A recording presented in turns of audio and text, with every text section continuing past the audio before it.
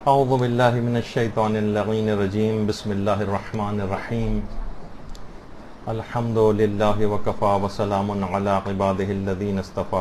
درود بھیجئے محمد و آل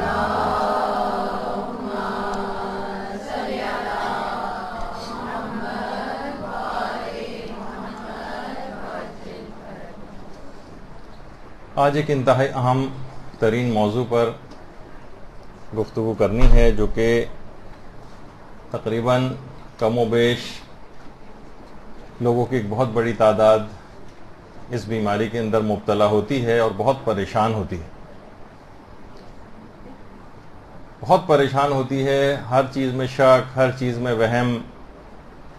کبھی نجاست و پاکیزگی کا شک آتا ہے، کبھی عمومی زندگی میں لوگ ایک دوسرے کے اوپر شک و شبہ کا اظہار کرتے ہیں، کبھی دینی شخصیات کے اندر شبہ کا اظہار ہوتا ہے، کبھی عقائد کے اندر شبہ ایجاد کیا جاتا ہے یا ایجاد ہو جاتا ہے. تو یہ ایک بہت ہی مورد ابتلا بیماری ہے. اس سے کیسے نجات پایا جائے؟ لوگوں کی زندگیاں اجیرن ہو کر رہ گئی ہیں، کیونکہ ایک خوفناک مرض تو ہے. دیکھیے، کہا جاتا ہے کہ شک و شبہ کے اندر مبتلا شخص اپنی معنوی اہمیت کو کھو بیٹھتا ہے، اور جب تک یہ شک اور وسواس کا شکار رہتا ہے اس کے اندر ایک جمود طاری رہتا ہے. یہ شخص روحانی ترقی نہیں کر سکتا جو شک و شبہات کے اندر مبتلا رہتا ہے. اس کی روحانی ترقی ایک جگہ پر آ کر رک جاتی ہے، اور یہی وجہ ہے کہ ہمارے چھٹے امام جعفر صادق علیہ السلام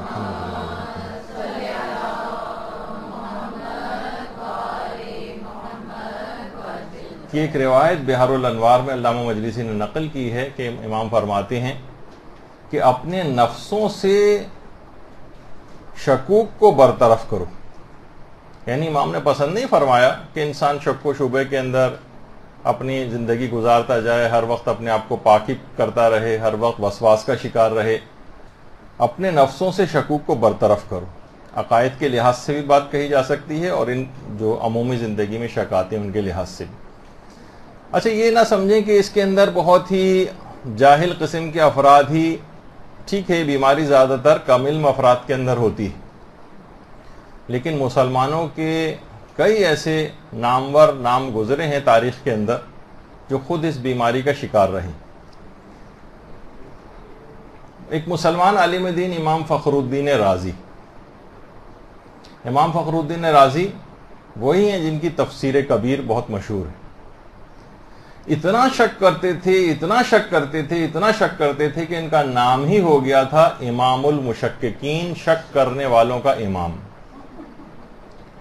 اس بات میں بھی شک کرتے تھے کہ میں شک بھی کر رہا ہوں یا نہیں کر رہا ہوں. تو اس طرح کی بیماری کبھی کبھار بڑھ جاتی. کچھ علماء نے، سب نہیں، آیت اللہ وحید خراسانی نے تو انکار کیا اس بات کا، لیکن کچھ اور محققین کا کہنا یہ ہے کہ اپنی اس شک کی بیماری کی وجہ سے ایک امکان پایا جاتا ہے، کیونکہ دیکھیے ایک عالم دین تھے، اپنی اس بیماری کو ایک اچھی طرف سمت کے اندر موڑ کر لے گئے. جب اتنا شک کرتے تھے تو انہوں نے کہا کہ میں، ظاہر ہے کہ میرے جتنے عقائد ہیں یہ بھی صحیح عقائد ہیں یا نہیں. تو اپنے عقائد میں شک کرنا شروع کیا اور نئے سرے سے اپنے ان عقائد کی تحقیق کی، اور یہاں تک کہ آخر عمر میں انتقال سے کچھ عرصے پہلے کچھ علماء نے امکان ظاہر کیا ہے، جو کہ بات اتنی پائے ثبوت تک تو نہیں پہنچی ہے، لیکن امکان ظاہر کیا ہے کہ آخری عمر میں جب اپنے عقائد کو چیک کیا تو ولایت امیر المومنین علیہ الصلوۃ والسلام ثابت ہو گئی.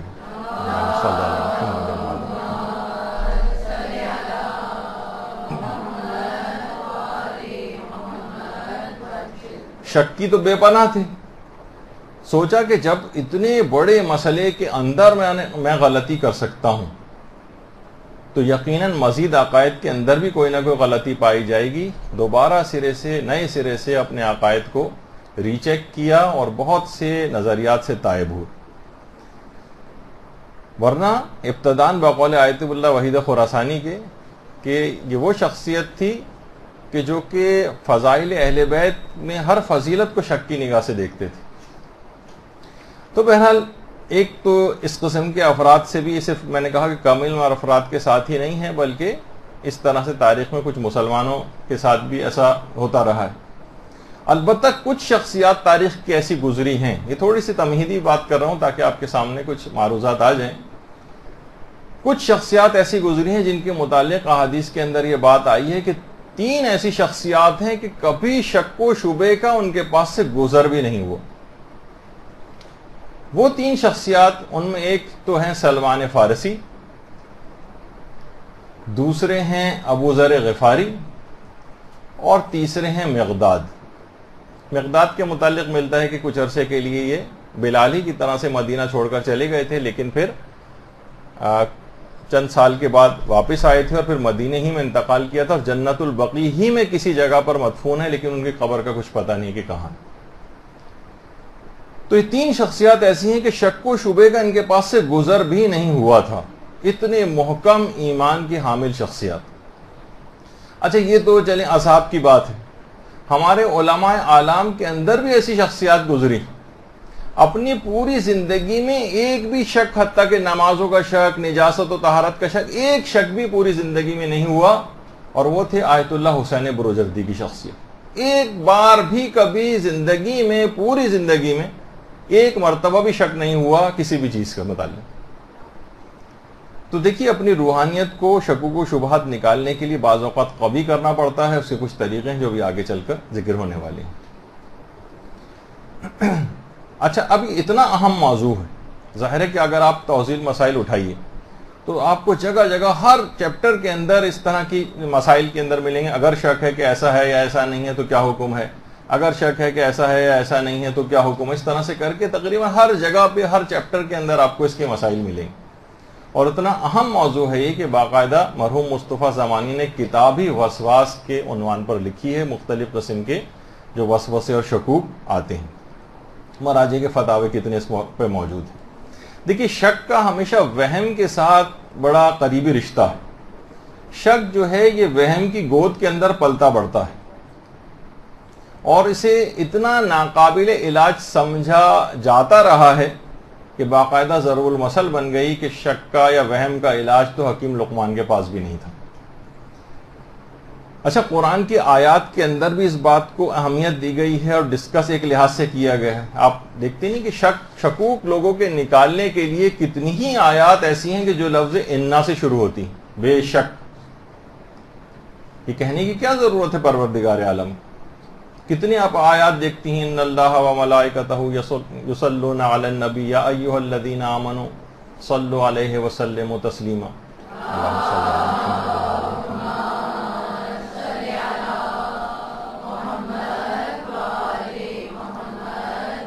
بے شک اللہ اور اس کا رسول کے اوپر درود بھیجتے ہیں۔ تو اب آپ نے دیکھا کہ اس کے اندر بھی یعنی بے شک کا لفظ آ رہا ہے، وَاصْبِرْ فَإِنَّ اللَّهَ لَا يُضِيعُ أَجْرَ الْمُحْسِنِينَ، بے شک پروردگار عالم احسان کرنے والوں کے اجر کو ضائع نہیں کرتا ہے۔ تو یہ کہنے کی کیا ضرورت ہے؟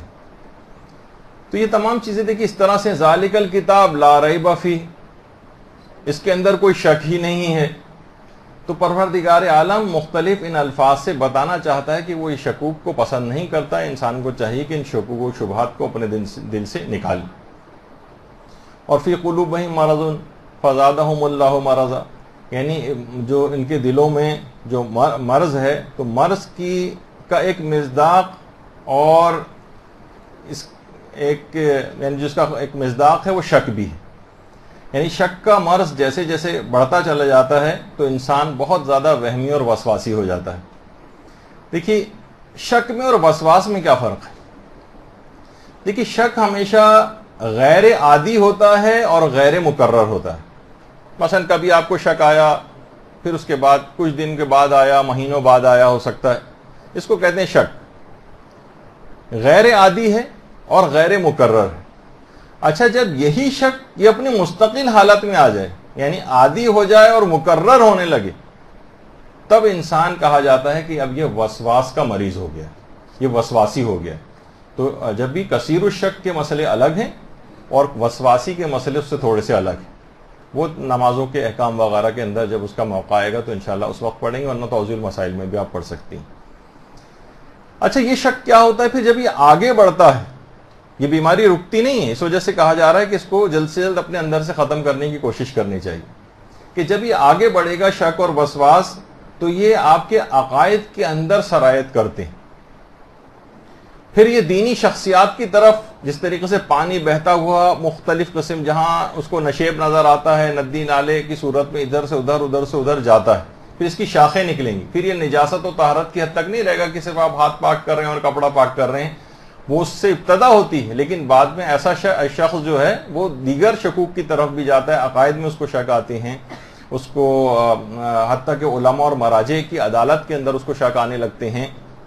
ہر صاحب علم کو وہ شک کی نگاہ سے دیکھنے لگتا ہے، ذرا سا کسی عالم کو خوشحال وہ دیکھتا ہے تو فوراً اس کے دماغ میں شکوک و شبہات آتے ہیں، یقیناً یہ ہمارے خمس کا پیسہ کھاتے ہوں گے، یقیناً یہ مثلاً فلاں شخص ہے جو آج خوشحال ہو گیا، آج کل کے دور میں کہاں مثلاً حلال طریقے سے ایسا آ سکتا ہے، یقیناً کوئی نہ کوئی حرام اس کے اندر شامل ہوگا۔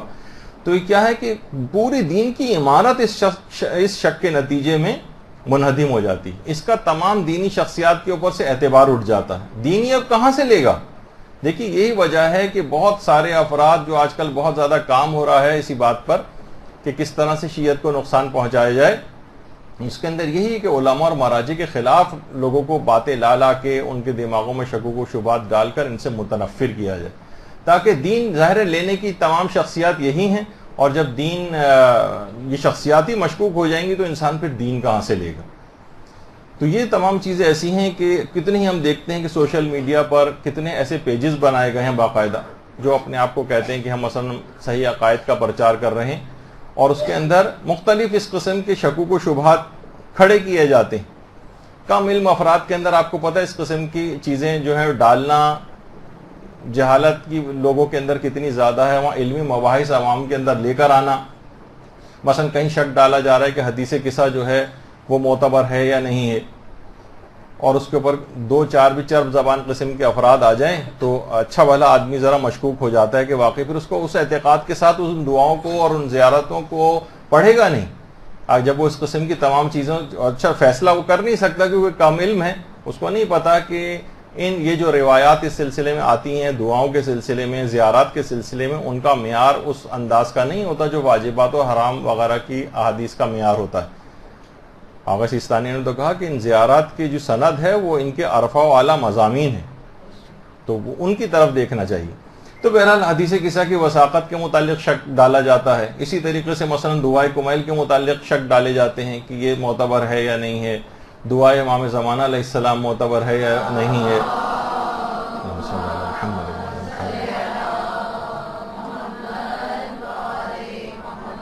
آپ دیکھتی جائیے، جو بھی ذرا اس انداز سے سوشل میڈیا پہ بیٹھتا ہے وہ دیکھ سکتا ہے کہ مختلف اس انداز سے شکوک ڈالے جاتے ہیں، دعائے مشلول معتبر ہے یا معتبر نہیں ہے۔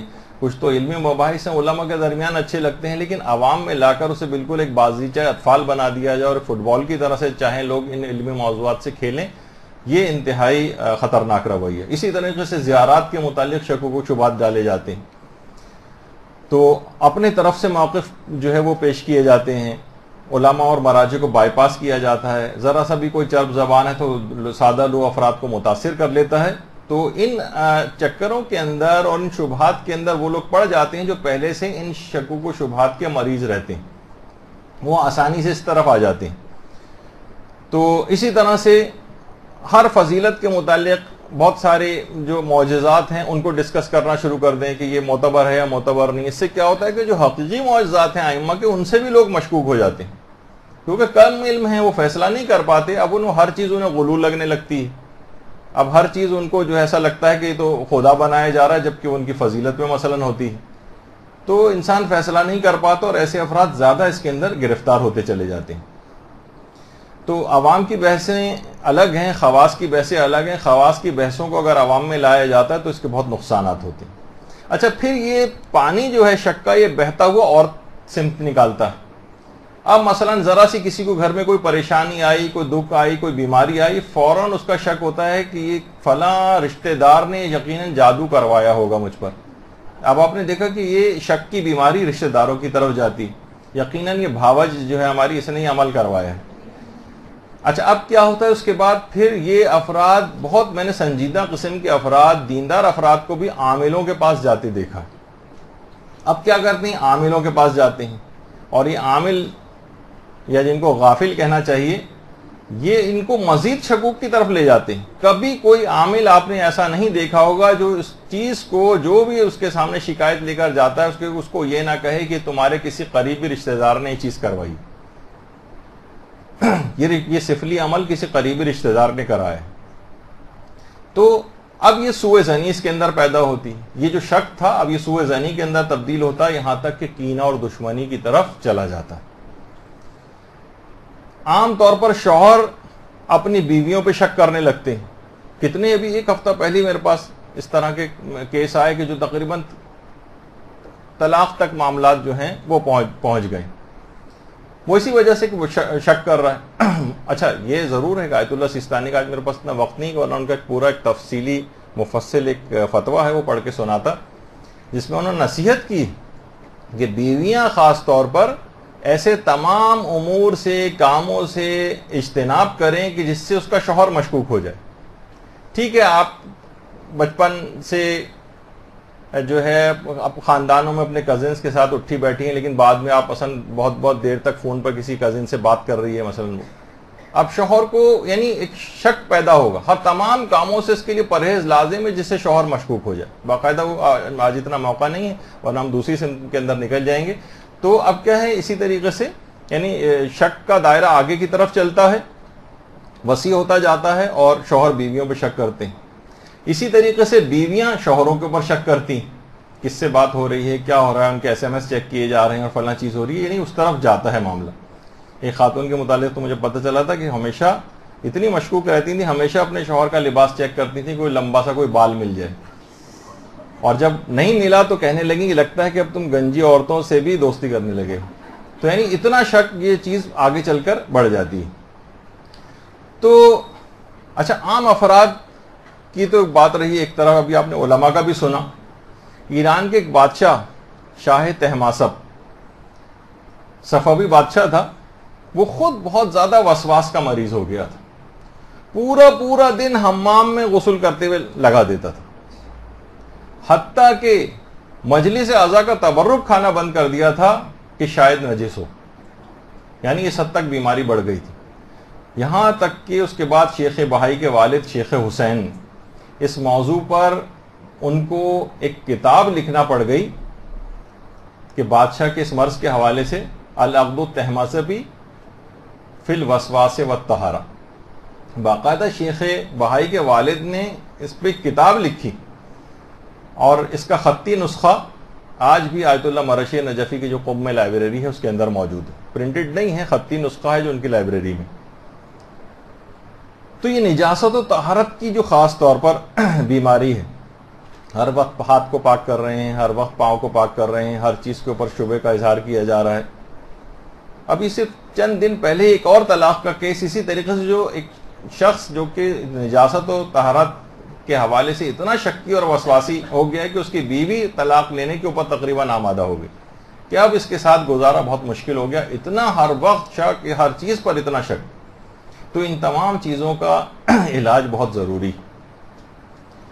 آپ کو تو نظر نہیں آ رہا ہوتا بعض اوقات اگر آپ جا کر دیکھیں مرد حضرات اس سے واقف ہیں لوگ مساجد کے جو وضو خانے ہیں ان میں 20-20 منٹ آدھا گھنٹہ تک بیٹھے رہتے ہیں. پہلے پاؤں پاک ہو رہے ہیں اس کے بعد نل کے اوپر پاؤں رکھ کر پاؤں سکھائے جا رہے ہیں اور اس کے بعد پھر جو ہے وہ بڑی دیر آدھا پونا گھنٹہ جو ہے وہ لگا دیتے ہیں. اسی طریقے سے اگر کوئی شخص مثلا غسل کرنے باتھ روم چلا گیا اب چاہے نماز فجر قضا ہو جائے اور اکثر رمضانوں کے اندر یہ ہوتا ہے کہ آدھا گھنٹہ بھی اگر موجود ہے تو سوال ان کا یہ آتا ہے کہ تیمم کر سکتے ہیں یعنی کیونکہ آدھے گھنٹے کے اندر تو غسل ممکن ہی نہیں. اب آپ لاکھ کہیں کہ بھئی غسل تو جو ہے 2 منٹ 3 منٹ کے اندر بھی ہو سکتا ہے بہت ہوا تو 5 منٹ کے اندر ہو سکتا ہے. تو دماغوں میں بہت سارے جہالت کی وجہ سے باتیں ہیں کہ جناب صابن بھی لگنا چاہیے اور شیمپو بھی لگنا چاہیے اور جسم کو پہلے مکمل طور پر پاک دھونا چاہیے اور اس کی چھینٹیں جہاں جہاں جا رہی ہیں اس سب کو بھی پاک کرنا چاہیے اور واللہ عالم بنی کیا کیا طریقوں سے لوگ اس قسم کی بیماری کے اندر مبتلا. بہت سے لوگ جو نماز جماعت پڑھ رہے ہوتے ہیں پیچھے کی طرف جتنے بھی افراد ہیں کبھی آپ نماز جماعت کوئی اگر اس کو باقاعدہ مشاہدہ کرے تقریباً سورہ الحمد ختم ہو چکی ہوتی ہے، اکثر دوسرا سورہ بھی اختتام پذیر ہوتا ہے اور بہت سے لوگ نیت ہی نہیں کر پاتے اور الحمد کا سورہ تقریباً اختتام پذیر ہونے والا ہوتا۔ ایک صاحب کے متعلق تو یہاں تک ہے کہ انہوں نے انہی شکوک و شبہات کی بنا پر اپنی داڑھی تک مون لی تھی۔ خیر یہ نہیں ان کو، میں تو صرف ایک دکھانے کے لیے آپ کو کہ شک رہتا تھا کہ وضو کا پانی چہرے کی کھال تک نہیں پہنچا۔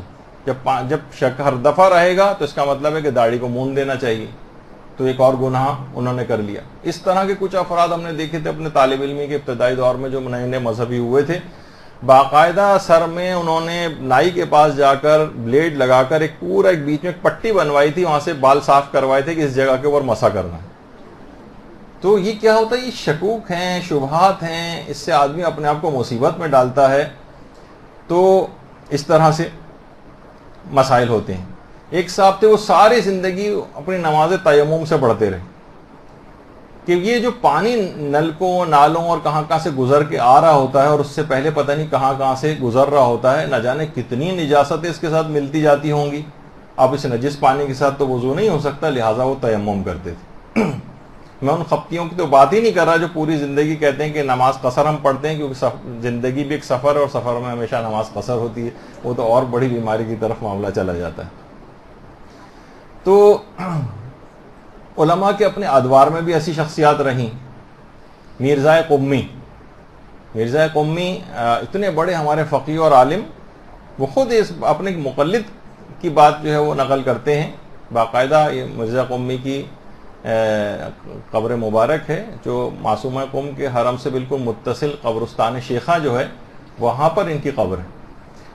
تو ان کا مقلد اسی طرح کا تھا کہ 3 گھنٹے تک نماز کی نیت ہی نہیں کر پاتا تھا، اور یہاں تک کہ مرزا قمی کو فتویٰ دینا پڑا کہ تمہارے لیے نماز کی نیت کرنا ہی حرام ہے۔ چلا گیا، بعد میں پھر واپس آیا، کہا کہ لیکن بغیر نیت کے تو نماز ہی نہیں ہوتی، یہ آپ نے کیسا فتویٰ دیا ہے؟ انہوں نے کہا کہ نیت فقط دل کے ارادے کا نام ہے، اور ڈانٹ کے ان کو بھگایا، اور تو 3 گھنٹے تک نیت نہیں کر پا رہے ہیں۔ ایک صاحب کے متعلق، ایک وسواسی کے متعلق تو یہاں تک پتہ چلا کہ 2 مرتبہ مکے سے مسجد شجرہ واپس گئے کہ شاید میں نے نیت صحیح طرح نہیں کی تھی عمرے کی۔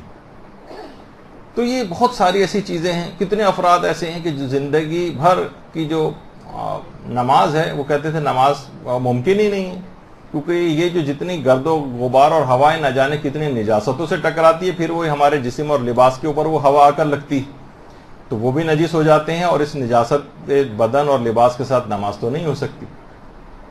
ایک صاحب جو آیت اللہ ملا کاظم خراسانی، جن کی کفایت الاصول ایک مشہور کتاب ہے جو کہ پڑھائی بھی جاتی ہے دینی مدارس میں، ان سے ایک صاحب آتے تھے اور براہ راست ان کی کتاب نہیں پڑھتے تھے کیونکہ اس میں بھی شک ہوتا تھا کہ پتہ نہیں میں نے صحیح سمجھا یا صحیح نہیں سمجھا، اور ملا کاظم خراسانی سے خود آ کر ہر فتویٰ دریافت کرتے تھے، اور اس کے بعد بھی مشکوک رہتے تھے کہ پتہ نہیں انہوں نے میری بات صحیح سمجھی یا نہیں سمجھی، اور سمجھنے کے بعد صحیح مسئلہ بھی ملا کاظم خراسانی نے بتایا یا نہیں بتایا۔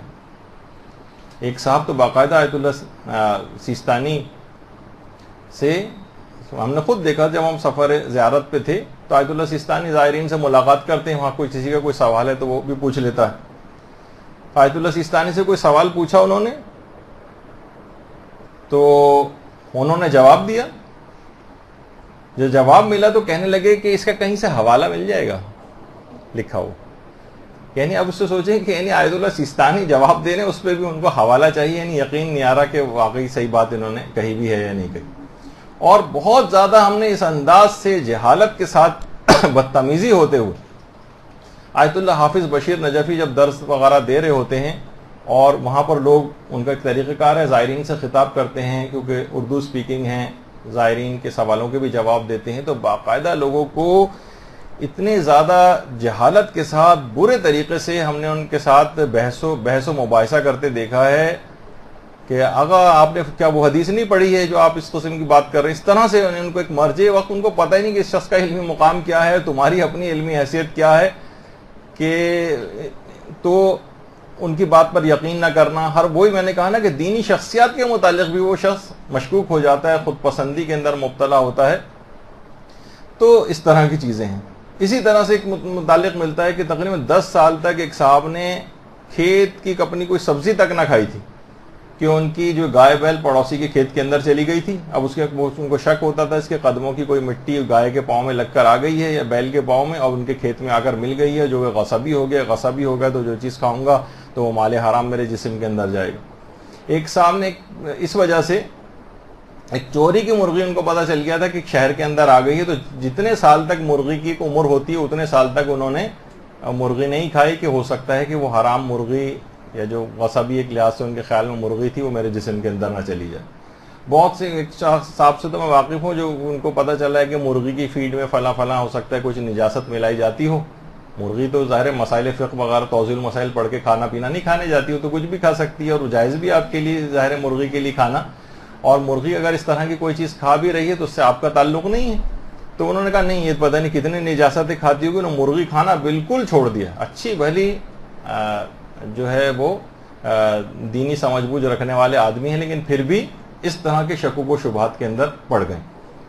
غسل کے اندر آپ دیکھتے ہیں، وضو کے اندر بھی اتنا لوگ پانی بہاتے ہیں، اتنا پانی بہاتے ہیں جس کی کوئی حد اور انتہا نہیں کہ پوری ٹنکی کا پانی ختم ہو جائے لیکن ان کا وضو ختم نہیں ہوتا. تو بہت سے افراد اس طرح سے وضو کر رہے ہوتے ہیں، اتنا پانی بہا رہے ہوتے ہیں. تو یہ تمام چیزیں ایسی، کچھ تو ایسا باقاعدہ لگتا ہے کہ وضو کر کے آئے ہیں باتھ روم میں یا دوڑ کے انہوں نے غسل کیا، یہ بھی پتہ نہیں چل رہا ہوتا. تو یہ سب چیزیں یہ میں آپ کو علامات بتاتا جا رہا ہوں کہ کس طرح سے لوگوں کے اندر یہ مرض پایا جاتا ہے. اس کی بہت ساری شاخیں اور بہت ساری شکلیں. ایک دفعہ میں نے بتایا تھا نا وزیری صاحب کے پاس، ہمارے مولانا شیخ غلام علی وزیری صاحب قبلہ، ان کے پاس آتے رہتے ہیں اس قسم کے افراد. تو وہ آیا تھا، کہنے لگا میں تو ہر دفعہ جب بھی کموڈ کو استعمال کرتا ہوں بعد میں پورا مجھے غسل کرنا پڑتا ہے. تو مولانا کی تو شخصیت ہے وہ مزاحیہ قسم کے آدمی. تو مولانا نے یہ کہا کہ معلوم نہیں ہم لوگ بھی استعمال کرتے ہیں، ہم تو جب بھی اس کو استعمال کرتے ہیں جو بھی فضلات ہوتے ہیں نیچے کی طرف جاتے ہیں، تمہارے اوپر اڑ کے اتنا اوپر کیسے چلے جاتے ہیں کہ تمہیں اس کے بعد غسل کرنا پڑ جاتا ہے.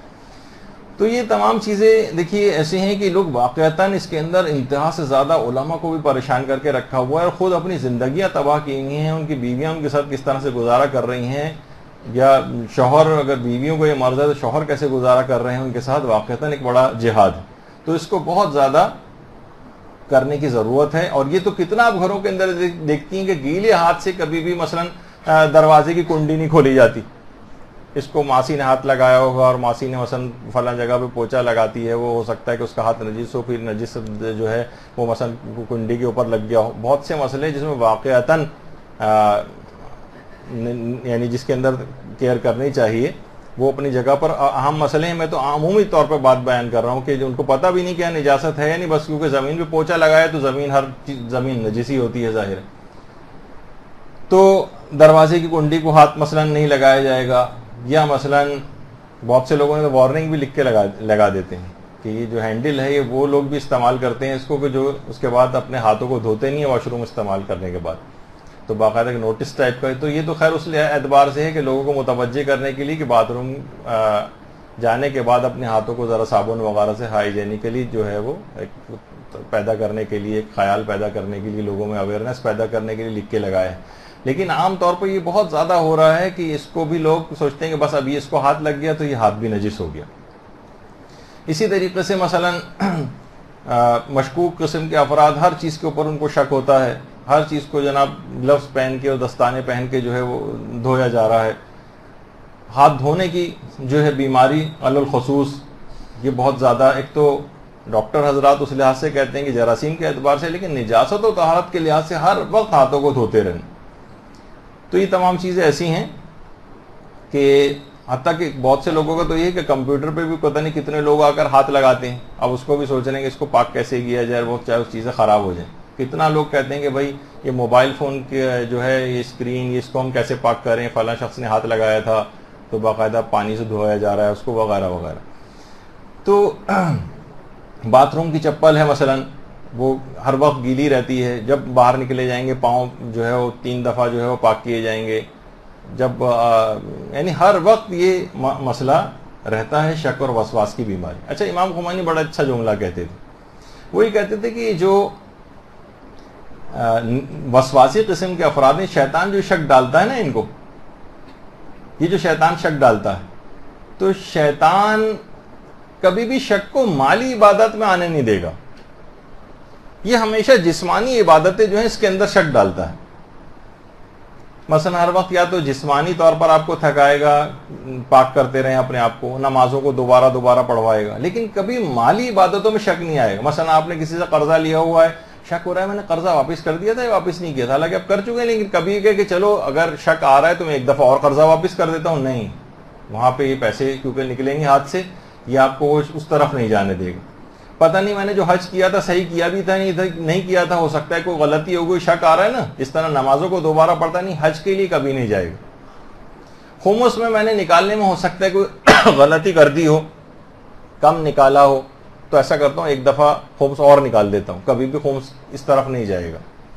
یہ ہمیشہ جسمانی عبادات کی حد تک جو رہے گا. خمس کے مسئلے میں تو کبھی آپ نے نہیں دیکھا ہوگا کہ احتیاطاً میں خمس دوبارہ دے رہا ہوں, نہیں. تو یہ خاص اس بات کی علامت ہے, ہر شخص کو سوچنا چاہیے کہ شیطان ہے جو اس کو گمراہ کر رہا.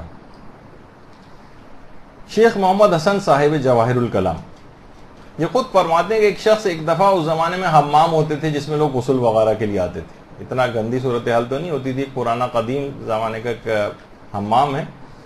تو ایک شخص حمام میں داخل ہوا اور فوراً واپس آ گیا کہ میں یہاں غسل کر ہی نہیں سکتا ہوں, زمین حمام نجس ہے.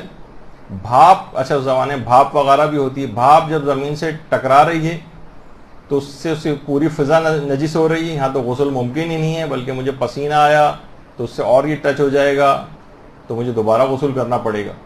کہ باقاعدہ خود صاحب جواہر نے لکھا کہ اس طرح سے لوگ وسواس کرتے ہیں. ایک صاحب تو باقاعدہ انہوں نے ان کے متعلق ملتا ہے کہ 20 طواف انہوں نے کیے تھے, ہر مرتبہ ہی شک ہوتا تھا کہ پتہ نہیں میں نے 6 کیے ہیں طواف, 6 چکر لگائے ہیں کہ 7 لگائے ہیں کہ 8 لگائے ہیں. یہاں تک کہ ایک شخص نے پھر ان کو اپنے ساتھ لیا, ان کا ہاتھ پکڑا, گنتی اپنے ذمے لی اور ان کو طواف کے چکر مکمل کروائے. اتنا زیادہ یہ بیماریاں دیکھیے بڑھ کے کہاں سے کہاں جو ہے پہنچ جاتی ہیں. ایک دفعہ میں نے پہلے بھی اشارہ کیا تھا, خود میرے اپنے ایک دوست تھے جو ڈاکٹر صاحب ہیں, ان کو تو شک کی اتنی بیماری ہو گئی تھی کہ باقاعدہ کہتے تھے کہ اگر کموڈ یا WC میں بیٹھے ہیں ان کو کہتے ہیں کہ تو چھینٹے آ رہے ہیں, پھر اس کے بعد وہ باقاعدہ جوتے پہن کے بوٹ پہن کے بیٹھنے لگے, پھر اس کے بعد بھی ان کو شبہ ہوتا تھا کہ پھر کہیں سے چھینٹ آ گئی, تو باقاعدہ 2 کرسیاں انہوں نے رکھی تھیں اور ان 2 کرسیوں کے اوپر چڑھ کر جو ہے وہ تقریباً رفع حاجت یہ والی کیفیت ان کے ساتھ ہو گئی تھی. علماء سے دریافت کیا, علماء نے کہا اب صرف ایک ہی طریقہ ہے کہ جہاں کہیں پانی پڑا ہوا نظر آئے, جہاں کیچڑ نظر آئے, جہاں پر گٹر کا پانی بہتا ہوا نظر آئے, اسی کے اندر چلتے ہوئے جاؤ اور اس کے بعد آ کر نماز پڑھو. کسی نے ان کو یہ طریقہ بتایا تو بڑی مشکل سے وہ وسواس کا مرض اس انداز سے نکلا. تو یہ ساری میں نے علامتیں آپ کو بتائیں, اس کے سامنے ایک پکچرائز آپ کے سامنے کی کہ مرض بڑھ کے کہاں سے کہاں تک چلا جاتا ہے. اب آ جائیے علاج کی طرف. علاج اس کے بہت سادہ ہیں, بہت آسان ہیں, اور ایسے افراد کو ضرور آپ کو بتانا چاہیے اور خود بھی ان پر عمل کرنا چاہیے اگر کوئی اس انداز سے ان امراض کا مریض ہو. آیت اللہ صادق روحانی ماشاءاللہ سے مراجع میں سے حیات ہیں اور تقلید بھی ان کی ہوتی ہے اور آج کل کافی علیل ہیں. یہ فرماتے ہیں کہ اگر کوئی شخص سورہ اسراء یعنی سورہ بنی اسرائیل کی آیت نمبر 45 اور آیت نمبر 46, اب اتنا وقت نہیں کہ ان آیات کو بھی پڑھا جائے, آپ بس نوٹ کر لیں کہ سورہ اسراء کی آیت نمبر 45 اور آیت نمبر 46 کو اگر بار بار پڑھے تو یہ شک اور وسواس کا مرض اس سے دور ہو جائے گا. یہ 2 قرآن کی آیات ایسی ہیں, سورہ اسراء کی 45ویں اور 46ویں آیت کو, جو کہ ان کی تکرار کرنا اور بار بار پڑھنا اس مرض سے نجات دلاتا ہے.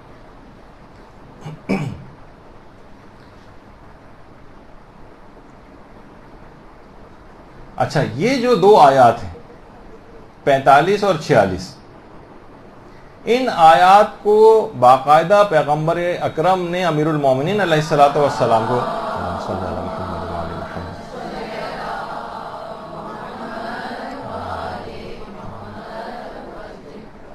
باقاعدہ حضرت امیر کو تعلیم کی تھی، اور علماء فرماتے ہیں کہ یہ طہارت و نجاست کے شکوک کے جو مبتلا مریض ہوتے ہیں ان کے لیے یہ بہت مجرب آیات ہے، تجربہ شدہ ہے کہ ان سے ایسے افراد کا مرض اگر اس کو بار بار یاد کر لیں، اپنے پاس لکھی ہوئی رکھ لیں اور اس کی تکرار کرتے رہیں تو یہ مرض دور ہو جاتا۔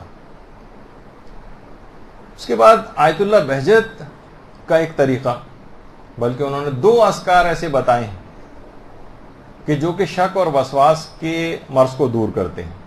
ان میں تو ایک تو ہے حوقلہ، لا حول ولا قوت الا باللہ العلی العظیم، یہ اس کی کثرت سے انسان تلاوت کرے، اور دوسرا ہے تحلیل یعنی لا الہ الا اللہ۔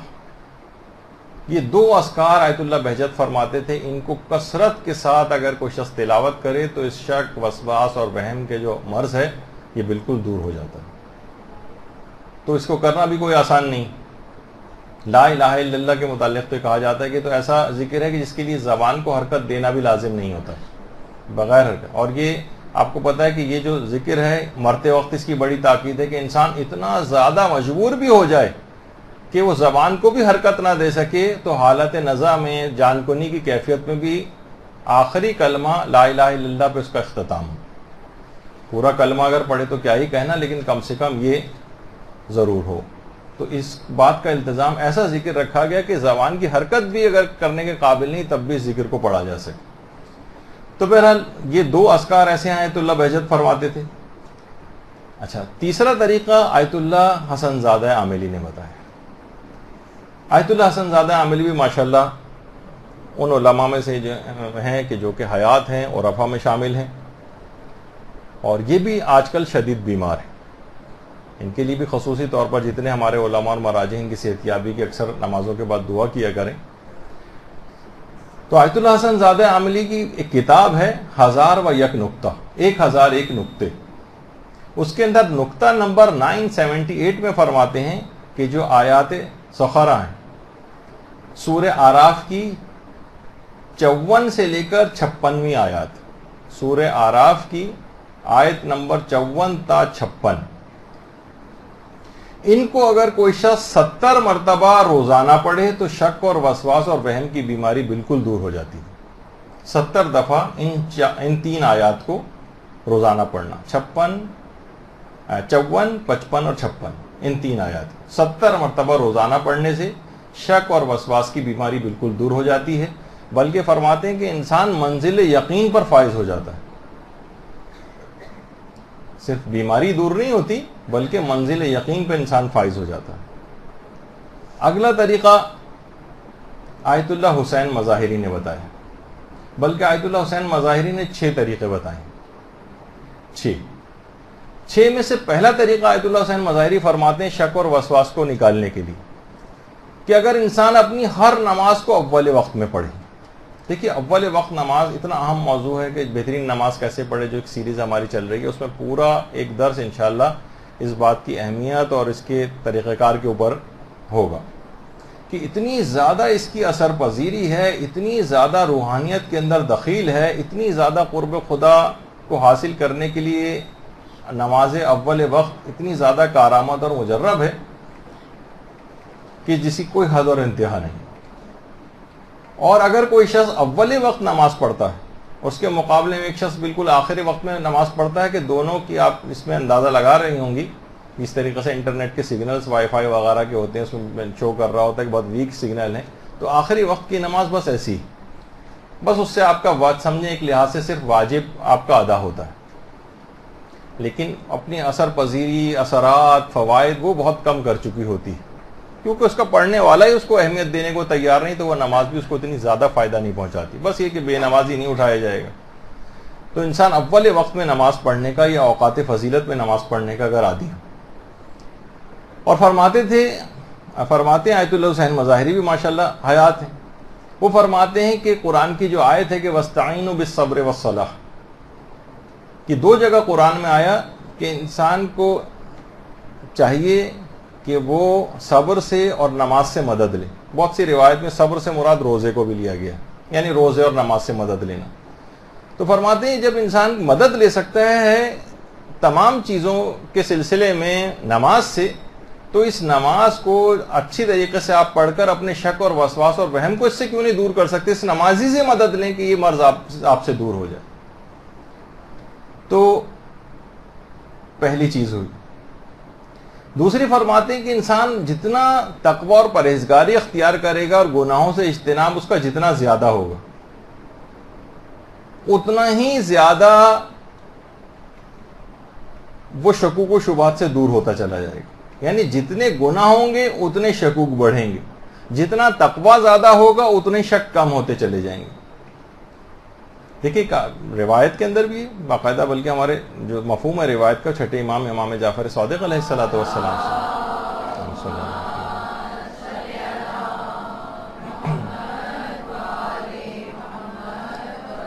مفہوم یہ کہ اسلام سے برتر درجہ ایمان کا ہے، اور جو تقوی ہے وہ فوق ایمان ہے، اس کا درجہ ایمان سے بھی زیادہ ہے، اس کے اندر تقوی بھی آ گیا ہے، اور یقین فوق تقوی ہے۔ تقوی کی بھی اعلیٰ منازل کے اوپر جب انسان فائز ہوتا ہے تو وہ منزل یقین پر آتا ہے، اور منزل یقین پر امام فرماتے ہیں کہ بہت ہی کم لوگ فائز ہوتے ہیں۔ تو اب اس لحاظ سے دیکھیں کہ اس کو یہ جو شک کا مرض ہے نا، یہ پھر اس کو عذابوں سے بھی مشکوک کر دیتا ہے۔ اب اس کو عذاب قبر کے اوپر بھی شک ہوتا ہے، عذاب جہنم کے اوپر بھی شک ہوتا ہے۔ ویسے اس کو اجمالی طور پر اعتقاد رکھتا ہے کہ ہاں گناہ کے اوپر عذاب ہوگا، لیکن اس کے اثرات یہ بتا رہے ہیں شکوک کے کہ اب اس کو بھی شک آ گیا ہے، ورنہ اگر اس کو شک نہ ہوتا، یقین ہوتا کہ ان گناہوں کا نتیجہ یہ نکلنے والا ہے کہ مجھے عذاب ملیں گے، تو کبھی یہ گناہ نہ کرتا۔ دیکھیے آپ کب 10ویں منزل سے نیچے چھلانگ لگاتی ہیں، آپ کو یقین ہوتا ہے کہ اگر میں نے چھلانگ لگائی تو مجھے کتنا نقصان ہوگا، میری جان جا سکتی۔ آج تک کبھی شک کی حالت میں بھی کسی نے کہا کہ ہو سکتا ہے کہ ہم نے سنا ہے تاریخ میں بہت سارے افراد ایسے ہیں کہ جو بچ بھی گئے ہیں، تو شک آ گیا نا، تو ٹھیک ہے چھلانگ لگا کے دیکھتے ہیں بچتے ہیں نہیں بچتے، لیکن نہیں، آپ نہیں چھلانگ لگاتی، یقین ہوتا ہے کہ نہیں ہم بچیں گے نہیں، تو اس کا اقدام کرتی نظر آتی ہیں۔ تو پھر یہ کیسے ممکن ہے کہ قرآن میں عذاب جہنم کی آیات دیکھنے کے باوجود بھی انسان ان گناہوں کا ارتکاب کرے؟ اس کا مطلب ہے کہ اس کا یقین کم ہے اور اس کو شک ہے ان چیزوں کے اوپر، چاہے یہ زبان سے اس کا اقرار نہ کرے اور کہے کہ نہیں میں دلی طور پر تو اعتقاد رکھتا ہوں۔ تو دیکھیے یہ تمام چیزیں اس طرح کی ہیں کہ اپنے یقین کو انسان کو بڑھانا چاہیے۔ باقاعدہ آیت اللہ دست غیب شیرازی نے کتاب یقین کے موضوع پر ان کی تقاریر کو جمع کر کے لکھی گئی ہے، وہ آئی ہے، اس میں یقین بڑھانے کے طریقے بھی ذکر ہوئے ہیں، وہ لے کر پڑھنا چاہیے۔ جتنا یقین بڑھے گا اتنا ہی انسان تقوی کی طرف آئے گا، جتنا گناہوں سے دور ہوگا تقوی پیدا ہوگا، اتنا یقین بڑھے گا، جتنا یقین بڑھے گا مرض شک کم ہوگا۔ گناہ جتنے زیادہ آپ کرتی چلی جائیں گی، مرض شک کم ہونے کے بجائے یہ بھی بڑھتا جائے گا۔ پھر آغا فرماتے ہیں آگے تیسرا طریقہ، یعنی تقوی کے بعد اگلا جو طریقہ وہ ہے شک سے بے اعتنائی کرنا، توجہ ہی نہ دیں۔ جتنا آپ شک کے پیچھے لگیں گے اتنا ہی شک پیچھے پیچھے آپ کے آئے گا، اور جتنی اس سے بے اعتنائی ہوگی اتنا ہی شک دور ہوتا چلا جائے گا۔ تو شک پر توجہ ہی نہ دیں بالکل۔ ابھی آگے بھی آغا سیستانی بھی سلسلے میں فرماتے ہیں، وہ بھی آگے چل کر آنے والا ہے۔ چوتھی چیز آغا حسین مظاہری فرماتے ہیں کہ وسواسی اور شکی خود سے فیصلہ نہ کرے، دوسروں سے فیصلہ لے، عرف کے پاس جائے، اپنے گھر میں کسی افراد سے، مثلا کوئی وسواسی عورت ہے، کوئی وہ جو ہے اپنے شوہر سے پوچھے کسی چیز کے متعلق نجاست اور پاکیزگی کا اسے شک ہو رہا ہے، شوہر سے پوچھ لے کہ گھر میں کسی اور فرد سے کہ یہ نجس ہوگا یا پاک ہوگا، ظاہر ہے وہ کہے گا نہیں وہی پاک ہے، بس اپنی طرف نہ جائے، وہ تو ورنہ شک میں مبتلا رہے گی، دوسروں سے فیصلہ لے لے اس متعلق، خود سے فیصلہ نہ کرے۔ اب یہ ضرور ہے کہ یہ بھی آگے چل کر آئے گا کہ اسی گھر کے اندر اس سے بھی بڑھ کر شکی اور وسواسی نہ بیٹھے ہوئے ہوں کبھی، تو وہ کہیں گے نہیں اس کو دوبارہ پاک کرو جاؤ، تو وہ ایک الگ ایک صورتحال ہو جائے گی۔ اگر اتنے شکی وسواسی ہیں، سارے مریض ہیں گھر کے اندر اس کے، تو پھر ان سے نہیں پوچھا جائے گا۔ لیکن عمومی طور پر وہ فرماتے ہیں کہ خود سے فیصلہ نہ کرے اور لوگوں سے پوچھ لے، عرف سے فیصلہ لے لے، تو عرف عام طور پر وہ اس وقت ان کے دماغ میں وہ شک نہیں ہوگا اور وہ کہیں گے نہیں یہ پاک ہے، اور اس کے مطابق عمل کرے۔ 5ویں چیز فرماتے ہیں کہ شکی و وسواسی خود کو سمجھائے بھی تو، خود کو سمجھائے. خود کو کیا سمجھانا ہے؟ وہ سمجھائے کہ دیکھیے شک اور وسواس یہ شیطان کی لائی ہوئی چیزیں. خود کو جب یہ بار بار سمجھائے گا کہ شک اور وسواس شیطان کی طرف سے ہوتا ہے، کیوں تم اپنے ہاتھ کو بار بار پاک کرو جبکہ اسلام نے اس کا حکم نہیں دیا. بار بار کو سمجھانے اور تلقین کرنے سے شک کا مرض دور ہوتا ہے. بہت سی چیزیں ہم ٹرائی نہیں کرتے نا بالکل، اس وجہ سے ہمیں پتہ ہی نہیں ہوتا کہ اچھا یہ اثر پذیر ہے بھی یا نہیں، یا ہم ایک آدھ دفعہ بس اس کو کرتے ہیں، اس کے بعد چھوڑ دیتے ہیں، مایوس ہو جاتے ہیں. نہیں، بار بار کرتے رہیں، اپنے آپ کو تلقین کریں. وسواسی اپنے آپ کو سمجھائے، جب بھی سمجھائے گا تو شک نکل جائے گا. پھر فرماتے ہیں شکی و وسواسی غور و فکر کی عادت ڈالے. غور و فکر کی عادت ڈالے کہ مثلا یہ جو زمین ہے جس کے متعلق اس کو شک ہو رہا ہے کہ یہ زمین نجس ہے یا نجس نہیں، غور و فکر کرے. یہ مثلا جو باتھ روم کا جو فرش ہے یا جو اس کے سامنے والا فرش ہے، عام طور پر یہ کچھ ایسی تصویریں اب آئیں گی جس کے متعلق ہے کہ آپ کو بڑی مکروہ ٹائپ کی تصویریں لگیں گی، کراہیت آئے گی کہ ارے یہ کیا، لیکن یہی ہے، اس کو دیکھیے آپ، تاکہ جو ہے نا آپ کے اندر سے بھی جو اس طرح کی بہت ساری چیزیں ہیں نا کہ بس دیکھنے سے بھی کراہیت ہو رہی ہے، اس طرح کے باتھ روم میں کبھی جانا پڑے تو آپ کو کراہیت ہو رہی ہے، اور اس کے بعد 10 دفعہ اپنے آپ پاؤں کو آ کر پاک کر رہے ہیں. مثلا اگر کوئی شخص آئے اور وہاں سے نکلے باتھ روم سے اور وہاں پہ گیلا فرش ہوا ہے، اب وہ اس کے دماغ میں یہ ہوتا ہے کہ نہیں یہ والی جگہ بھی نجس ہے، اور اس کے بعد باہر نکلنے کے بعد گھر آنے کے بعد کسی جگہ الگ سے اپنے پاؤں کو آ کر پاک کرے. یعنی وسواسی غور و فکر کرے کہ کیا میں نے اپنے آنکھوں سے پیشاب و پیخانے کی نجاست کو یہاں پر فرش پہ گرتے دیکھا ہے؟ اگر نہیں دیکھا تو میں اس کو کیوں نجس سمجھ رہا ہوں؟ جب اپنی آنکھوں سے آپ نے کوئی نجاست نہیں دیکھی، اس کا مطلب ہے آپ کو اس کا یقین نہیں. کسی دو عادل نے آپ کو نہیں کہا، نہ خود دل کو یقین ہے، نہ کسی عادل نے آ کر آپ کو اس کی گواہی دی، تب بھی آپ اس کو نجس سمجھ کے اپنے پاؤں کو پاک کر رہے ہیں. اگر کوئی کہے کہ بھئی پاؤں کا پاک کرنا کوئی حرام تو نہیں ہے نا، حرام تو نہیں، لیکن آپ وسواس کی طرف جا رہے ہیں جو کہ اور چیزوں کے اندر آپ کو نقصان پہنچائے گا. کوئی ضرورت نہیں آپ کو پاک کرنے کی. اپنے غور و فکر کریں کہ کہاں میں نے اس کو نجاست کو یہاں پر فرش پہ لگتے دیکھا تھا، تو لہٰذا پاؤں کو پاک سمجھا جائے گا اور میں پاؤں کو پاک نہیں کروں گا. چاہے اس میں سے کچھ آپ کے پاؤں کے اوپر آپ کو گیلاہٹ محسوس بھی ہو، کوئی مثلا وہاں پر چلتا ہوا جا رہا ہے، اس نے چھپ سے پاؤں رکھا اور آپ کے چھینٹے کپڑوں کے اوپر پاؤں کے اوپر آ گئے، آپ بالکل آرام سے اطمینان کے ساتھ نماز پڑھ سکتے ہیں اس کے اندر جا کر، کوئی اس کے اندر مسئلہ نہیں. اچھا، یہ ہوئی بات. اب علماء آگے ایک اور طریقہ بھی بتاتے ہیں کہ جس سے شک اور وہم کا مرض نکلتا ہے، وہ یہ ہے کہ جتنی زیادہ تلاوت قرآن ہوگی اتنا ہی زیادہ شک اور وسواس کا مرض دور ہوگا. دیکھیے، تلاوت قرآن انسان کے اندرونی اضطراب کو ختم کرتی، اور شکی آدمی کو اندرونی اضطراب ہی ہر وقت رہتا ہے، کبھی اس کو قرار نہیں ہوتا، اس کا دل مطمئن ہی نہیں ہوتا. کیسے یقین کرے کہ یہ چیز پاک ہے؟ اس کو شک رہتا ہے اس کے اندر. تو وہ جو قرآن کی آیت بھی ہے نا کہ الا بذکر اللہ تطمئن القلوب، بے شک لوگوں کو اطمینان قلب یعنی ان کے دل کا جو اضطراب ہے وہ دور ہوگا پروردگار کے ذکر سے، اسی تلاوت قرآن سے.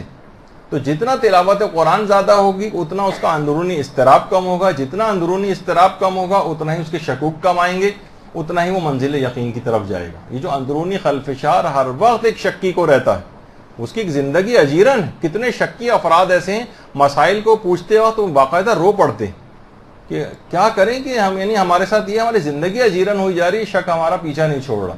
تو ان کو ہر وقت ایک اندرونی اضطراب رہتا ہے، ایک اندرونی خلفشار رہتا ہے. جتنی زیادہ تلاوت قرآن ہوگی اتنا ہی زیادہ شکوک برطرف ہوں گے، اتنا ہی دلوں کو اطمینان ملے گا. اور قرآن کے اندر یہ ہے بھی نا وَنُنَزِّلُ مِنَ الْقُرْآنِ مَا هُوَ شِفَاءٌ، تو قرآن کے اندر خود ایک طاقت ہے شفا کی. قرآن کے اندر شفا کی ایک طاقت ہے. تو اس سے وہم شک کی بیماری کیوں دور نہیں ہو سکتی؟ یہ تلاوت قرآن بار بار کریں، روزانہ کریں، روزانہ 3 رکوع 4 رکوع، آدھا پارا، ایک پورا پارا، جتنا بھی. جب مریض ہے تو اس کو تھوڑا سا اور زیادہ اس کو پڑھنا چاہیے تاکہ اس کا مرض ذرا جلدی دور ہو جائے. تو یہ خود تلاوت قرآن اس مرض سے نجات دلاتی ہے. اب تلاوت قرآن مفقود ہوتی جا رہی ہے. بہت ہوا تو لوگوں نے تیر مارا تو رمضان اس کام کے لیے تھا، اب رمضان میں بھی عین افطار کے بعد جب کہ انسان ذرا کچھ عبادات اور اس طرف کرنے کی طرف ہوتا ہے کہ چلو اب روزہ بھی ختم ہو گیا، اب اطمینان سے چلیں تلاوت قرآن کر لیں، تو اس وقت وہ گیم شوز اور یہ سب کچھ ٹی وی پہ آنے لگیں جو خاص طریقے سے وہ آئندہ سالوں میں اور بڑھیں گے. تو یہ چیزیں کیا ہیں کہ آپ کو تلاوت قرآن سے بھی لوگ رمضان میں بھی چلے جائیں گے، آئندہ سالوں میں یہ نظر آ رہا ہے. تو عام زندگی میں اتنا رائج کر دینا چاہیے کہ اس کے بعد رمضان میں تو الخصوص تلاوت قرآن سے انسان غافل نہ ہو. پھر علماء فرماتے ہیں ایک اور طریقہ کہ جتنا انسان کوشش کرے زیادہ تر اوقات میں باوضو رہے اتنے ہی شکوک کم ہوں گے. کیونکہ شک یہ اگر کوئی شخص بار بار وضو کرتا ہے تو بار بار وضو کرنے سے شیطان دفع ہو جاتا ہے. شیطان قریب نہیں آتا تو شکوک بھی، کیونکہ شیطان اکثر چیزوں میں شک ڈالتا ہے. اور خاص طور پر وضو کے اندر یہ جو پانی پہنچا نہیں پہنچا اور مسلسل پانی کھلا رہتا ہے اور ہر وقت انسان کو شک ہوتا رہتا ہے کہ اس کے متعلق ملتا ہے کہ ایک ولہان نامی شیطان ہے جو باقاعدہ پانی کی کمی کا آپ کو ہر وقت احساس دلائے گا کہ پانی نہیں پہنچا، بار بار آپ کو اطمینان کبھی نہیں ہوتا کہ ہو سکتا ہے یہاں پر ایک کوئی چیز حصہ رہ گیا ہو، خشک وہاں پہ رہ گیا ہو. حالانکہ عقلی طور پر آپ مطمئن ہوتے ہیں لیکن دل کے اندر ایک اضطراب رہتا ہے. وہ شیطان بعض اوقات اس طرح سے ڈالتا ہے، لیکن بار بار اگر وضو کرتے رہیں گے تو یہ شیطان بھی دور ہو جاتا ہے. کچھ علماء فرماتے ہیں کہ کبھی کبھار شیطان سے مکالمہ بھی کرنا چاہیے. جب ایک یا دو مرتبہ جو بھی آپ کا شرعی وظیفہ وہ آپ نے اگر پاک کر لیا، اس کے بعد بھی اگر شیطان شک ڈالے کہ ہو سکتا ہے ابھی بھی پاک نہ ہوا ہو، تو باقاعدہ شیطان سے کہے کہ اے مردود، جب اللہ اور اس کے رسول اور اس کے سچے جانشین اسے ایک یا دو مرتبہ پاک کرنے سے پاک سمجھ رہے ہیں تو میں تیری شک کی پرواہ کیوں کروں. یعنی باقاعدہ شیطان سے مکالمہ کرے اس بات کا تو دفع ہو جائے یہاں سے، تو وہ شیطان اس وقت دفع ہو جائے گا. اور کچھ لوگوں کو بار بار یہ جملے کہنے کی وجہ سے شکوک و شبہات سے نجات بھی ملی. سچے دل سے اس موقع پر جب بھی اس قسم کے شکوک آئیں، سچے دل سے ایک مرتبہ اعوذ باللہ من الشیطان الرجیم کہہ دے، سچے دل سے کہ پروردگار اس کو برطرف کریں میرے پاس سے، تو انشاءاللہ آپ دیکھیں گے کہ وہ شکوک و شبہات برطرف ہو جائیں گے. پھر کچھ علماء فرماتے ہیں کہ اس مرض سے شفا کی نیت سے باقاعدہ کہ یہ مرض مجھ سے نکل جائے، تسبیح حضرت فاطمہ الزہرا سلام اللہ علیہ صلی اللہ علیہ وسلم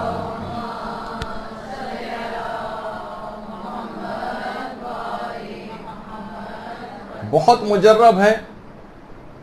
وسواسیوں نے باقاعدہ اس تسبیح کے ذریعے اس مرض سے نجات پائی.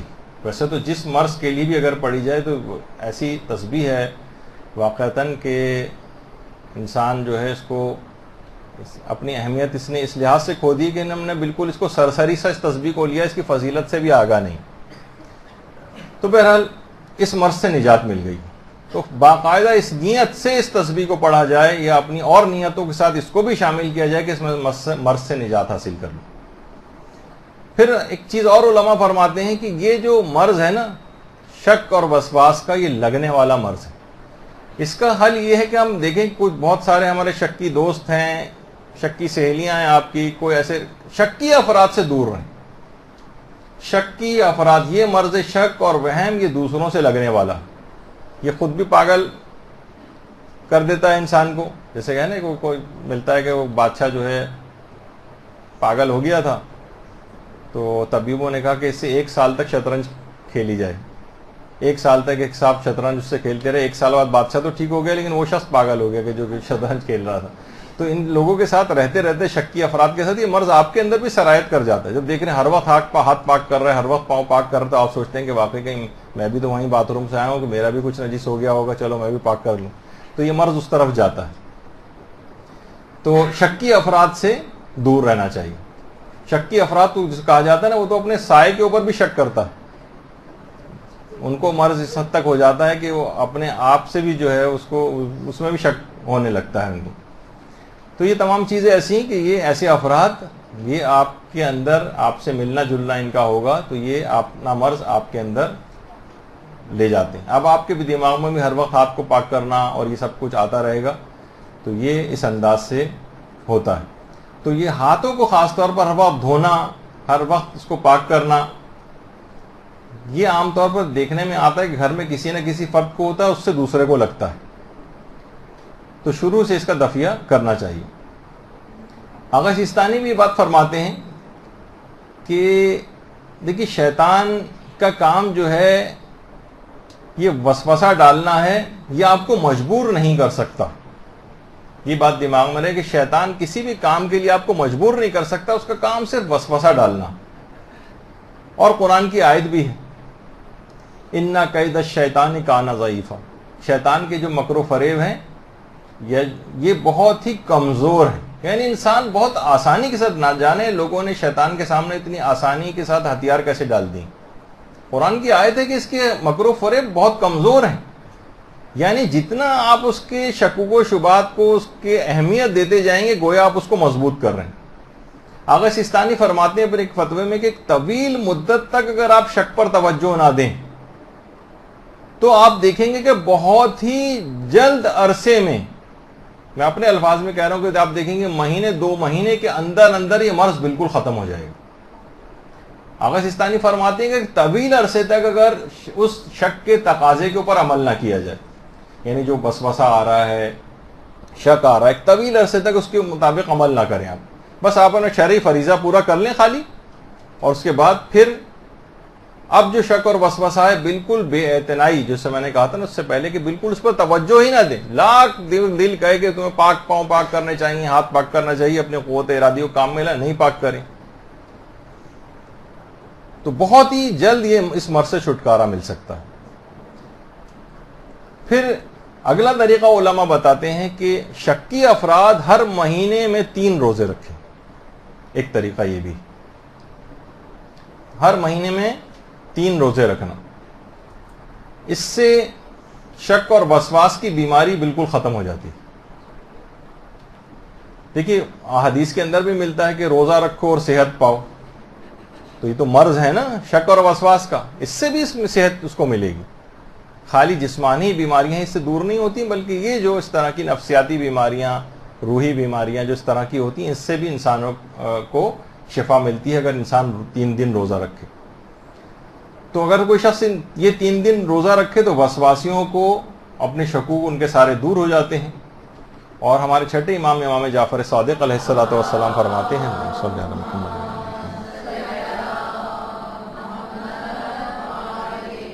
کہ پیغمبر اکرم صلی اللہ علیہ وآلہ وسلم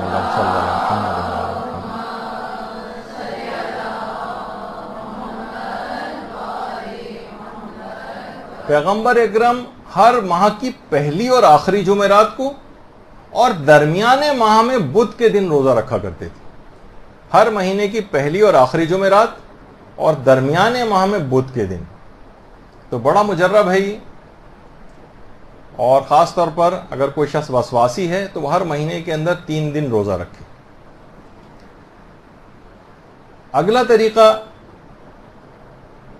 وہ ہے بہار الانوار میں، اس کی جلد نمبر 76 میں ہمارے چھٹے امام جعفر صادق علیہ الصلوۃ والسلام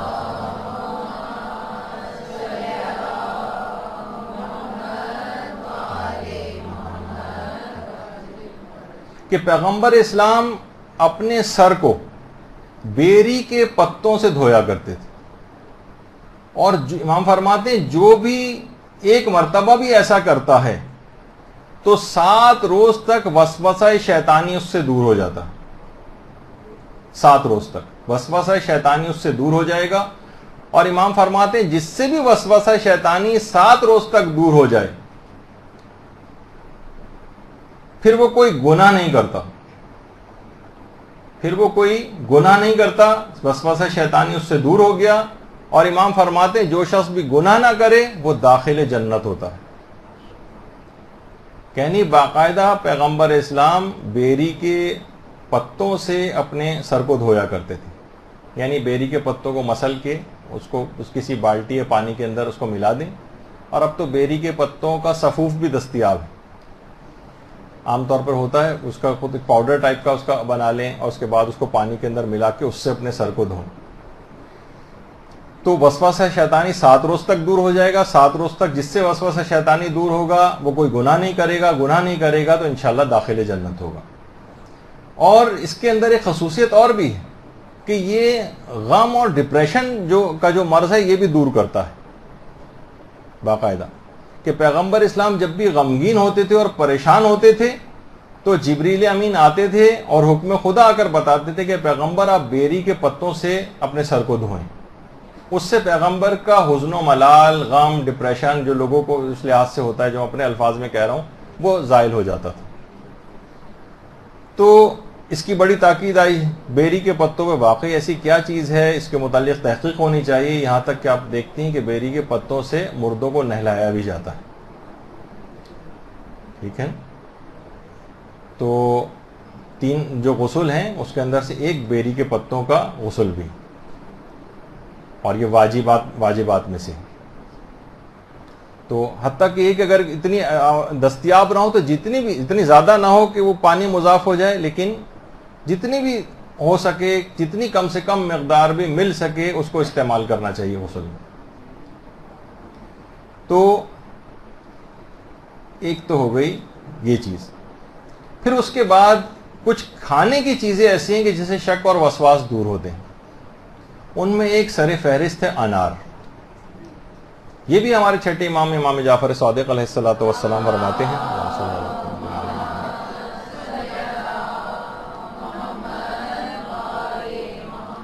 کہ جو شخص ایک انار کھائے گا 40 روز تک وسوسہ شیطان اس سے دور ہو جائے گا. 2 کھائے گا تو 80 روز تک وسوسہ شیطان دور ہو جائے گا. دل اس کا نورانی ہو جائے گا. اچھا، انار کی بھی بہت ساری اقسام ہیں. اس کے اندر سب سے زیادہ فائدے مند اس مرض کے حوالے سے جو ہے، وہ علماء فرماتے ہیں کہ یہ وہ والا انار ہے کہ جس کا چھلکا زرد رنگ کا ہوتا ہے. لال والا بھی چلے گا، لیکن سب سے زیادہ فائدے مند شک اور وسواس کی بیماری کے اعتبار سے وہ والا انار ہے کہ جس کا چھلکا زرد رنگ کا ہو. اچھا، پھر اس کے بعد کھانے ہی والی ہی چیزوں میں انار کے بعد سیب کا تذکرہ ہمارے 7ویں امام موسی کاظم علیہ الصلوۃ والسلام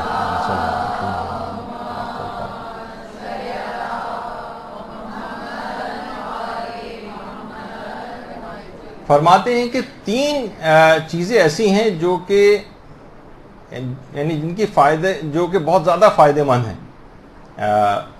سیب 3 چیزوں کے لیے بہت فائدے مند ہے: زہر، جادو اور شک و وسواس کو برطرف کرنے کے لیے بہت فائدے مند. 7ویں امام باقاعدہ ان 3 چیزوں کے لیے بہت سی چیزیں زہر آلود ہمارے اندر چلی جاتی ہیں. زہر سے بچنے کے لیے اور جادو سے بچنے کے لیے. اگر کوئی شخص سیب روزانہ کھاتا رہتا ہے تو ڈاکٹر کے ساتھ ساتھ جادو سے بھی بچا رہتا ہے، وہ ہے نا NNA. تو بہرحال زہر، جادو اور شک اور وسواس کی بیماری اس سے برطرف ہو جاتی ہے جو سیب کھاتا ہے.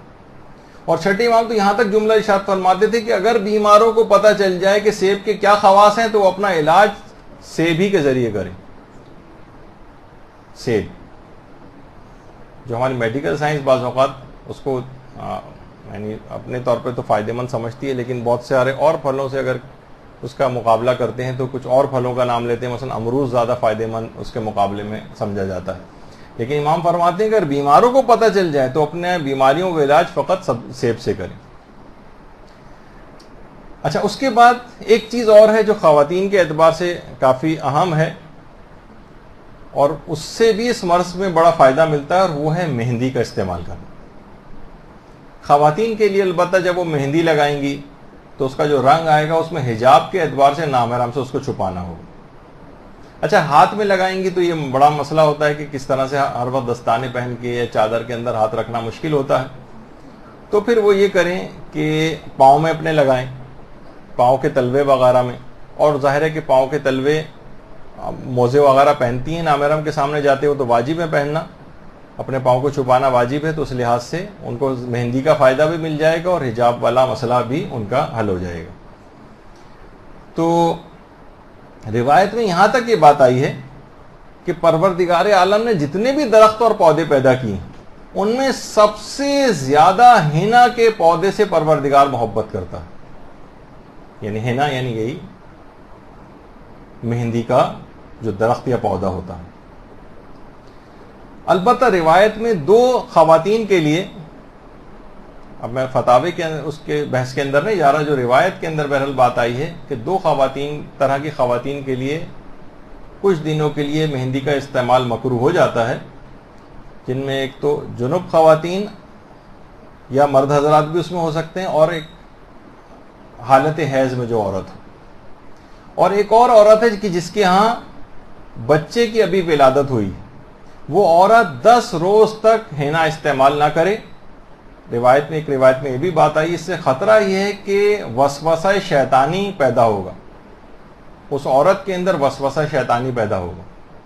لیکن ان دنوں کو اگر نکال دیا جائے اور ان حالتوں کو اگر نکال دیا جائے، 10 روز گزر جائیں، ان دنوں کے علاوہ جو مہندی لگانا ہے یہ وسوسہ شیطانی کو دور کرتا ہے۔ البتہ جو یہ پودا دکھانے کا مقصد بھی اس میں یہ کہ اصلی مہندی، اب جو وہ سنتھیٹک آ گئی ہیں اور کیمیکلز وغیرہ والی آ گئی ہیں، پتہ نہیں ان میں کتنی اصل مہندی ہوتی ہے، وہ فائدہ مند ہے یا نہیں، وہ جو رنگ اس کے اندر ملا دیے گئے ہیں، یہ وہ جو پرانی جو پی سی جاتی تھی یا وہ جمیلہ مہندی کے نام سے جو اس کے اشتہارات آتے تھے، شاید اس طرح کی ہو۔ بہرحال وہ ان کے لیے فائدہ مند نہ ہو جائے بات کہ میں نے ایڈورٹیزمنٹ کر دی ہے، تو بہرحال اس لحاظ سے کہ یہ ایک بڑی اہم اس کے اندر بات ہے۔ اچھا، اس کے بعد علماء فرماتے ہیں کہ ایک اور ہے، وہ ہے آج کل بارش بھی ہو رہی ہے، ابھی تھوڑی دیر پہلے بھی ہو رہی تھی، بارش کا پانی۔ یہ وسواس اور شک کو دور کرنے کے لیے یا تو انسان اس میں نہائے یا اس کا کچھ پانی پی بھی سکتا ہے۔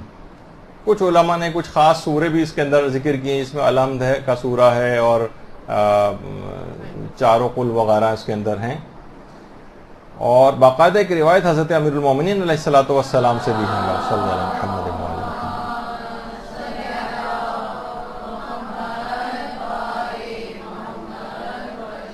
اور جس میں امام نے فرمایا کہ بارش کا جو پانی ہے تمام دردوں کی دوا ہے۔ اور ایک قرآن کی آیت بھی مولا نے پڑھی تھی، اس کے اندر بھی یہ بات ہے کہ جب اللہ نے آسمان سے پانی کو نازل کیا تاکہ وہ تمہیں پاک و پاکیزہ بنائے اور تم سے شیطان کی کثافت کو دور کرے، اس کا مطلب ہے کہ وسوسہ شیطانی بھی اس سے دور ہوتا ہے بارش کے پانی سے۔ اچھا، اس کے بعد ہے نماز شب کے متعلق علماء فرماتے ہیں کہ یہ بھی وسواس کو دور کرنے کے لیے بڑی مجرب ہے۔ جتنی نماز شب انسان پابندی سے پڑھے گا اتنی قرب خدا اس کو حاصل ہوگا، جتنی قربت خدا اس کی بڑھے گی اتنا ہی اس کا یقین بڑھے گا، اور جتنا یقین بڑھے گا یقین اس کے ساتھ ساتھ اتنا ہی اس کا شک کم ہوتا چلا جائے گا۔ نماز شب دلوں کو بھی نورانیت عطا کرتی ہے، گناہوں سے انسان کو دور رکھتی ہے، بیماریوں سے بچاتی ہے، جس کے اندر سے خود یہ کہ شک اور وسواس اور وہم کی بیماری بھی ہے، بینائی سے انسان کی تیز ہوتی ہے، اور ڈپریشن اور غموں سے دور ہوتا ہے۔ شیطان اس نماز شب کو پڑھتے جب دیکھتا ہے تو انتہائی غمگین ہو جاتا ہے۔ مومن کا اسلحہ شمار کی گئی تو شیطان سے جس سے مقابلہ کر سکتا ہے وہ نماز شب کے ذریعے، تو یہ وسوسہ شیطانی دور ہو جائے گا جتنا نماز شب کا پابند ہوگا۔ تو 11 رکعت، ورنہ جتنی بھی رکعت پڑھ سکے، 3 رکعتیں پڑھ سکے، کم سے کم 1 رکعت تو پڑھ لے، کچھ نہ کچھ فائدہ اس کو ضرور ملے گا۔ اپنے آپ کو ابتداء عادی بنائے، کم رکعت سے ابتدا کرے اور پھر مکمل 11 رکعت تک جائے۔ پھر علماء فرماتے ہیں کہ چاروں قل اس کے اندر پڑھنا یہ بھی بہت مجرب ہے۔ بچوں کو بچپن ہی سے سونے سے پہلے لازمی قرار دلوانا چاہیے کہ وہ چاروں قل پڑھ کر سوئیں، چاروں قل پڑھ کر جو ہے وہ گھر سے باہر جائیں، اسکول وغیرہ جائیں، تاکہ شیاطین اس دوران ان کو تنگ نہ کر سکیں اور یہ وسوسہ اور شک اور وہم کی بیماری بھی بچپن سے پیدا نہ ہو۔ کچھ بچے بھی ایسے آنے لگیں گے جن کو یہ والی بیماری ہونے لگی کہ فلاں کے ہاتھ کا نہیں کھاتا ہے، یہ فلاں کے ہاتھ کی بنی ہوئی کوئی چیز نہیں پیتا ہے، یا ماسی کے ہاتھ اگر کسی چیز جگہ پہ لگ جائے تو اس سے یعنی ہر چیز میں بچوں کو بھی ابھی شک آنے لگے، تو ان کو ابتدا ہی سے یہ چاروں قل وغیرہ یہ پڑھنے کی ان کو عادت ڈالنی چاہیے۔ 7ویں ہمارے چوتھے امام ہیں امام زین العابدین علیہ الصلوۃ والسلام، اللہ صلی اللہ علیہ وسلم۔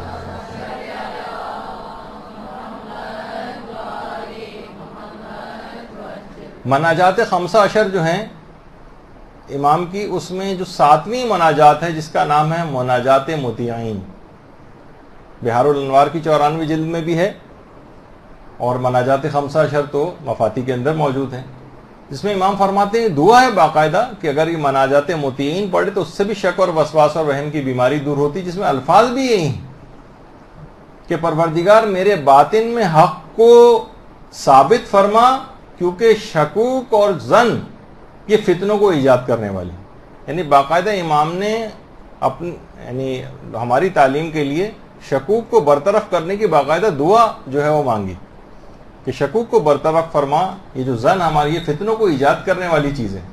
تو مناجات مطیعین جو کوئی زیادہ بڑی مناجات نہیں ہے، اس کو بھی اس میں جاری رکھنا چاہیے۔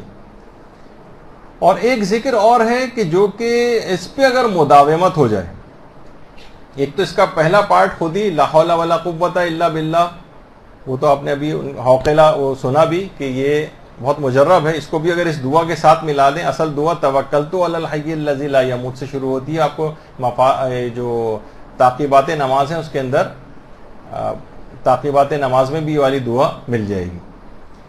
تو اس میں وکبرہ تکبیرہ تک یہ باقاعدہ جو دعا ہے یہ ابو حمزہ صومالی نے روایت کی، اور چھٹے امام میں فرماتے ہیں کہ رسول اسلام کے پاس ایک شخص شکایت کے لے کر آیا، درود بھیجیے محمد صلی اللہ علیہ وسلم۔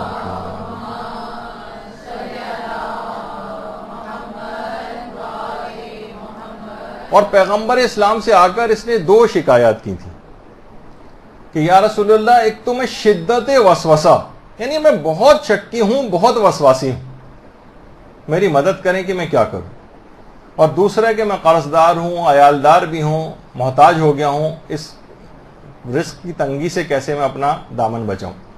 پیغمبر اسلام نے انہی کلمات کے متعلق کہا جو توکلت علی الحی الذی لا یموت سے شروع ہوتے ہیں، لیکن لا حول ولا قوت الا باللہ بھی ساتھ ملا لیں تو اور فائدہ مند ہو جائے گا۔ کہا کہ اصول کافی کی دوسری جلد کے اندر باقاعدہ روایت موجود ہے، پیغمبر نے کہا کہ اس دعا کی کثرت کے ساتھ تکرار کرو، اس کو بار بار پڑھو، یہ تمہارے دونوں پرابلم جو ہیں یہ اس سے سالو ہو جائیں گے، یعنی تمہارا شک اور وسواس اور وہم کا مرض بھی اس دعا کو پڑھنے سے جاتا رہے گا، اور رزق کے اندر جو تنگی آئی ہوئی ہے وہ بھی اس سے دور ہو جائے گی۔ یہ اکثر جگہوں کے اوپر شک اور وسواس کے لحاظ سے تو اتنی نقل نہیں ہوتی ہے، لیکن وسعت رزق کے لیے مجرب دعاؤں کے اندر اس کا الگ سے اس انداز سے تذکرہ آ جاتا ہے۔ اچھا، اب جو سب سے اہم علاج ہے، دیکھیے شک کی جو فصل ہے اس کی آبیاری جو ہے یہ ہمیشہ جہالت کی زمین میں ہوتی ہے، جتنا جہل زیادہ ہوگا اتنا ہی شک زیادہ ہوگا، جتنا علم بڑھتا چلا جائے گا، علم دین آپ حاصل کریں گے اتنے آپ کے شک کم ہوتے چلے جائیں گے۔ اگر کوئی شک آیا بھی تو آپ کے پاس علمی ذرائع ہوں گے کہ آپ اس شک کو برطرف کر سکتی ہیں، اس کا حل آپ کو پتا ہوگا،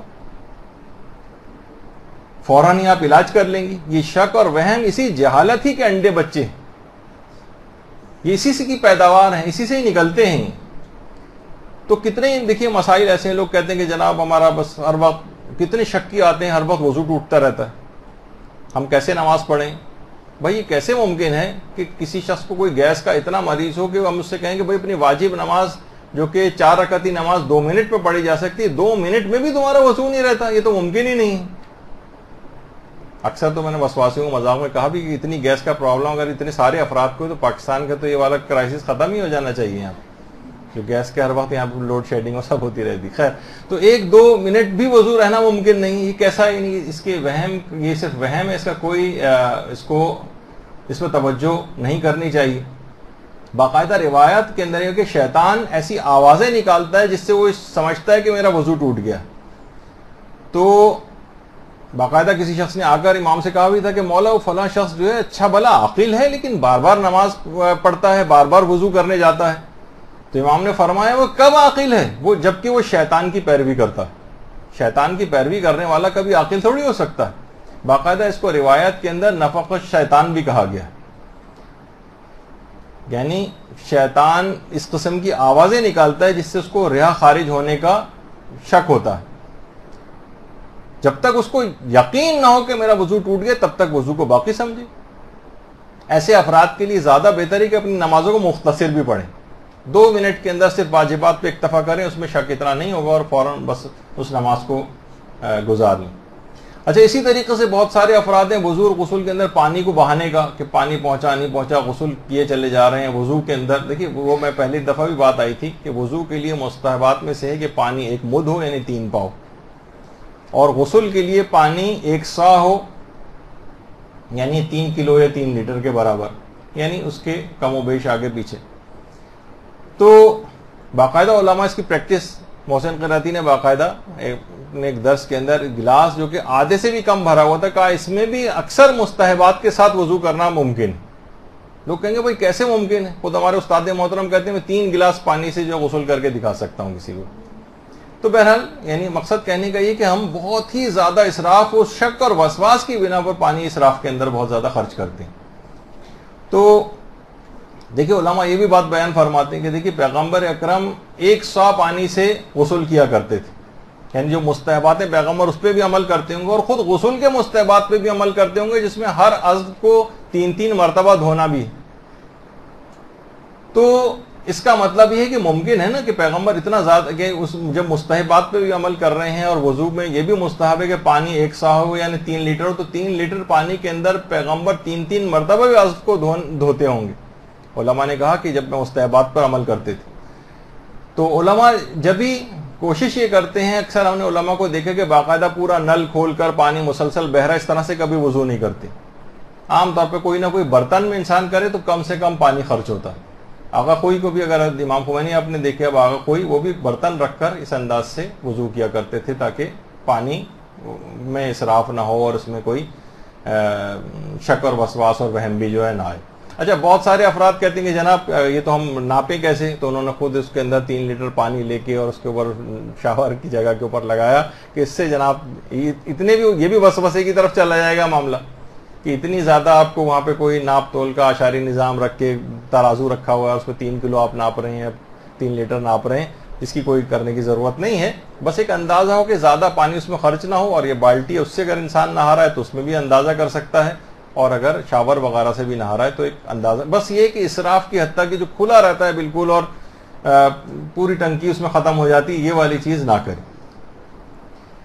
اچھا، کبھی اس انداز سے اس کے غسل کے درمیان زیادہ پانی خرچ کرنے کا کہ پانی نہیں پہنچا تو تب بھی اعوذ باللہ من الشیطان الرجیم پڑھے تاکہ دفیہ ہو اس کا، اور اس دوران بھی کوئی اس کو شک اور وسوسہ نہ آئے.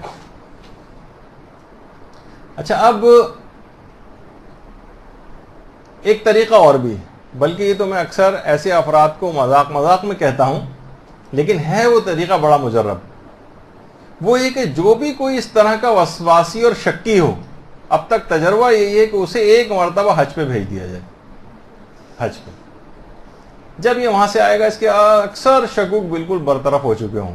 اب یہ جب وہاں پہ باتھ روم جائے گا مینا میں جو بنے ہوئے ہیں، ابھی کچھ تصویریں دیکھیں ایسی آئیں گی اور میں چاہوں گا کہ آپ یہ دیکھیں تاکہ وہی پھر وہ کہ وسوسہ شک اور اس طرف سے نکل جائیں کہ ہر وقت بس انسان جو ہے، عورتوں کی آپ وہاں دیکھیں اس لحاظ سے کتنی لائن لگی ہوتی ہے اور وہاں پہ کس طرح سے پوری دنیا سے لوگ آئے ہوتے ہیں اور کتنی گندگیاں ان باتھ رومز کے اندر جو ہوتی ہیں. اسی WC کے اندر سے وہ مسلم شاور جو پڑا ہوتا ہے، گندگی اسی کو نکالنا ہوتا ہے، اسی سے اپنے جسم کو جو ہے پاک کرنا ہوتا ہے. اور اگر وہاں جائیں تو اس انداز کی بہت اچھا، یہ اس سے بھی حج میں بہت یہ بیماری کا تو فائدہ ہو رہا ہے، لیکن بہرحال یہ وہاں کی حکومت کی بد انتظامی ہے کہ یہ مشکلات ہوتی ہیں. لیکن وہی ہے کہ اللہ تو وہ ہے نا کہ جو کہ مردہ میں سے بھی زندہ کو پیدا کر دیتا ہے، تو یہی آپ کی اس کے علاج کے طور پر بھی چیز ہو جاتی ہے. تو یہ تمام چیزیں ایسی ہیں کہ اسی جگہ پہ کئی افراد کھڑے وضو کر رہے ہیں اور چھپ چھپ پانی جو ادھر سے ادھر مار رہے ہیں، وہیں سے باتھ روم سے پاؤں لے کے نکلے تھے اور وہی پاؤں آپ کے جسم کے اوپر بھی وضو کے درمیان آ رہا ہے، تو سارے شکوک ختم ہو جاتے ہیں کیونکہ اس کے علاوہ کوئی چارہ کار ہی نہیں ہوتا. نمازیں پڑھنا ہے، ویسے ہی آپ نے سب کچھ کرنا ہے انہی گندگی کے اندر رہتے ہوئے. تو ایک دفعہ بھی انسان حج کر کے آ جائے تو ساری چیزوں سے اس کو اطمینان ہو جاتا ہے، اس کے بعد پھر اس کو وہم اور شک اس انداز کے بہت کم آتے ہیں. اور دیکھیے بہت سارے ایسے قوانین بھی ہیں، روایات کے اندر بھی یہ چیز آئی ہے کہ یقین کبھی شک سے نہیں ٹوٹتا. لا تنقض الیقین بالشک،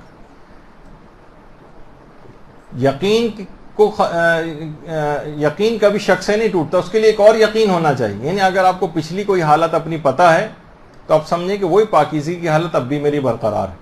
مثلا آپ باتھ روم میں گئیں، اس سے پہلے آپ گئی تھیں، یا میں الگ سے بھی مثال اس قاعدے قانون کو چھوڑتے ہوئے بھی، اب پانی پڑا ہوا ہے اس کے اوپر کموڈ کے اوپر، اکثر لوگ بڑے پریشان ہو جاتے ہیں کہ بھئی اب اس پہ کیسے، یا تو الگ سے پورا اس کو بیٹھ کے پاک کرتے ہیں، اور پاک جب کر رہے ہوتے ہیں تو پھر کچھ چھینٹے پاؤں کے اوپر آ جاتے ہیں، وہ سوچتے ہیں یہ بھی نجس ہو گیا، اب اس کو بھی پاک کرنے بیٹھ رہے ہیں.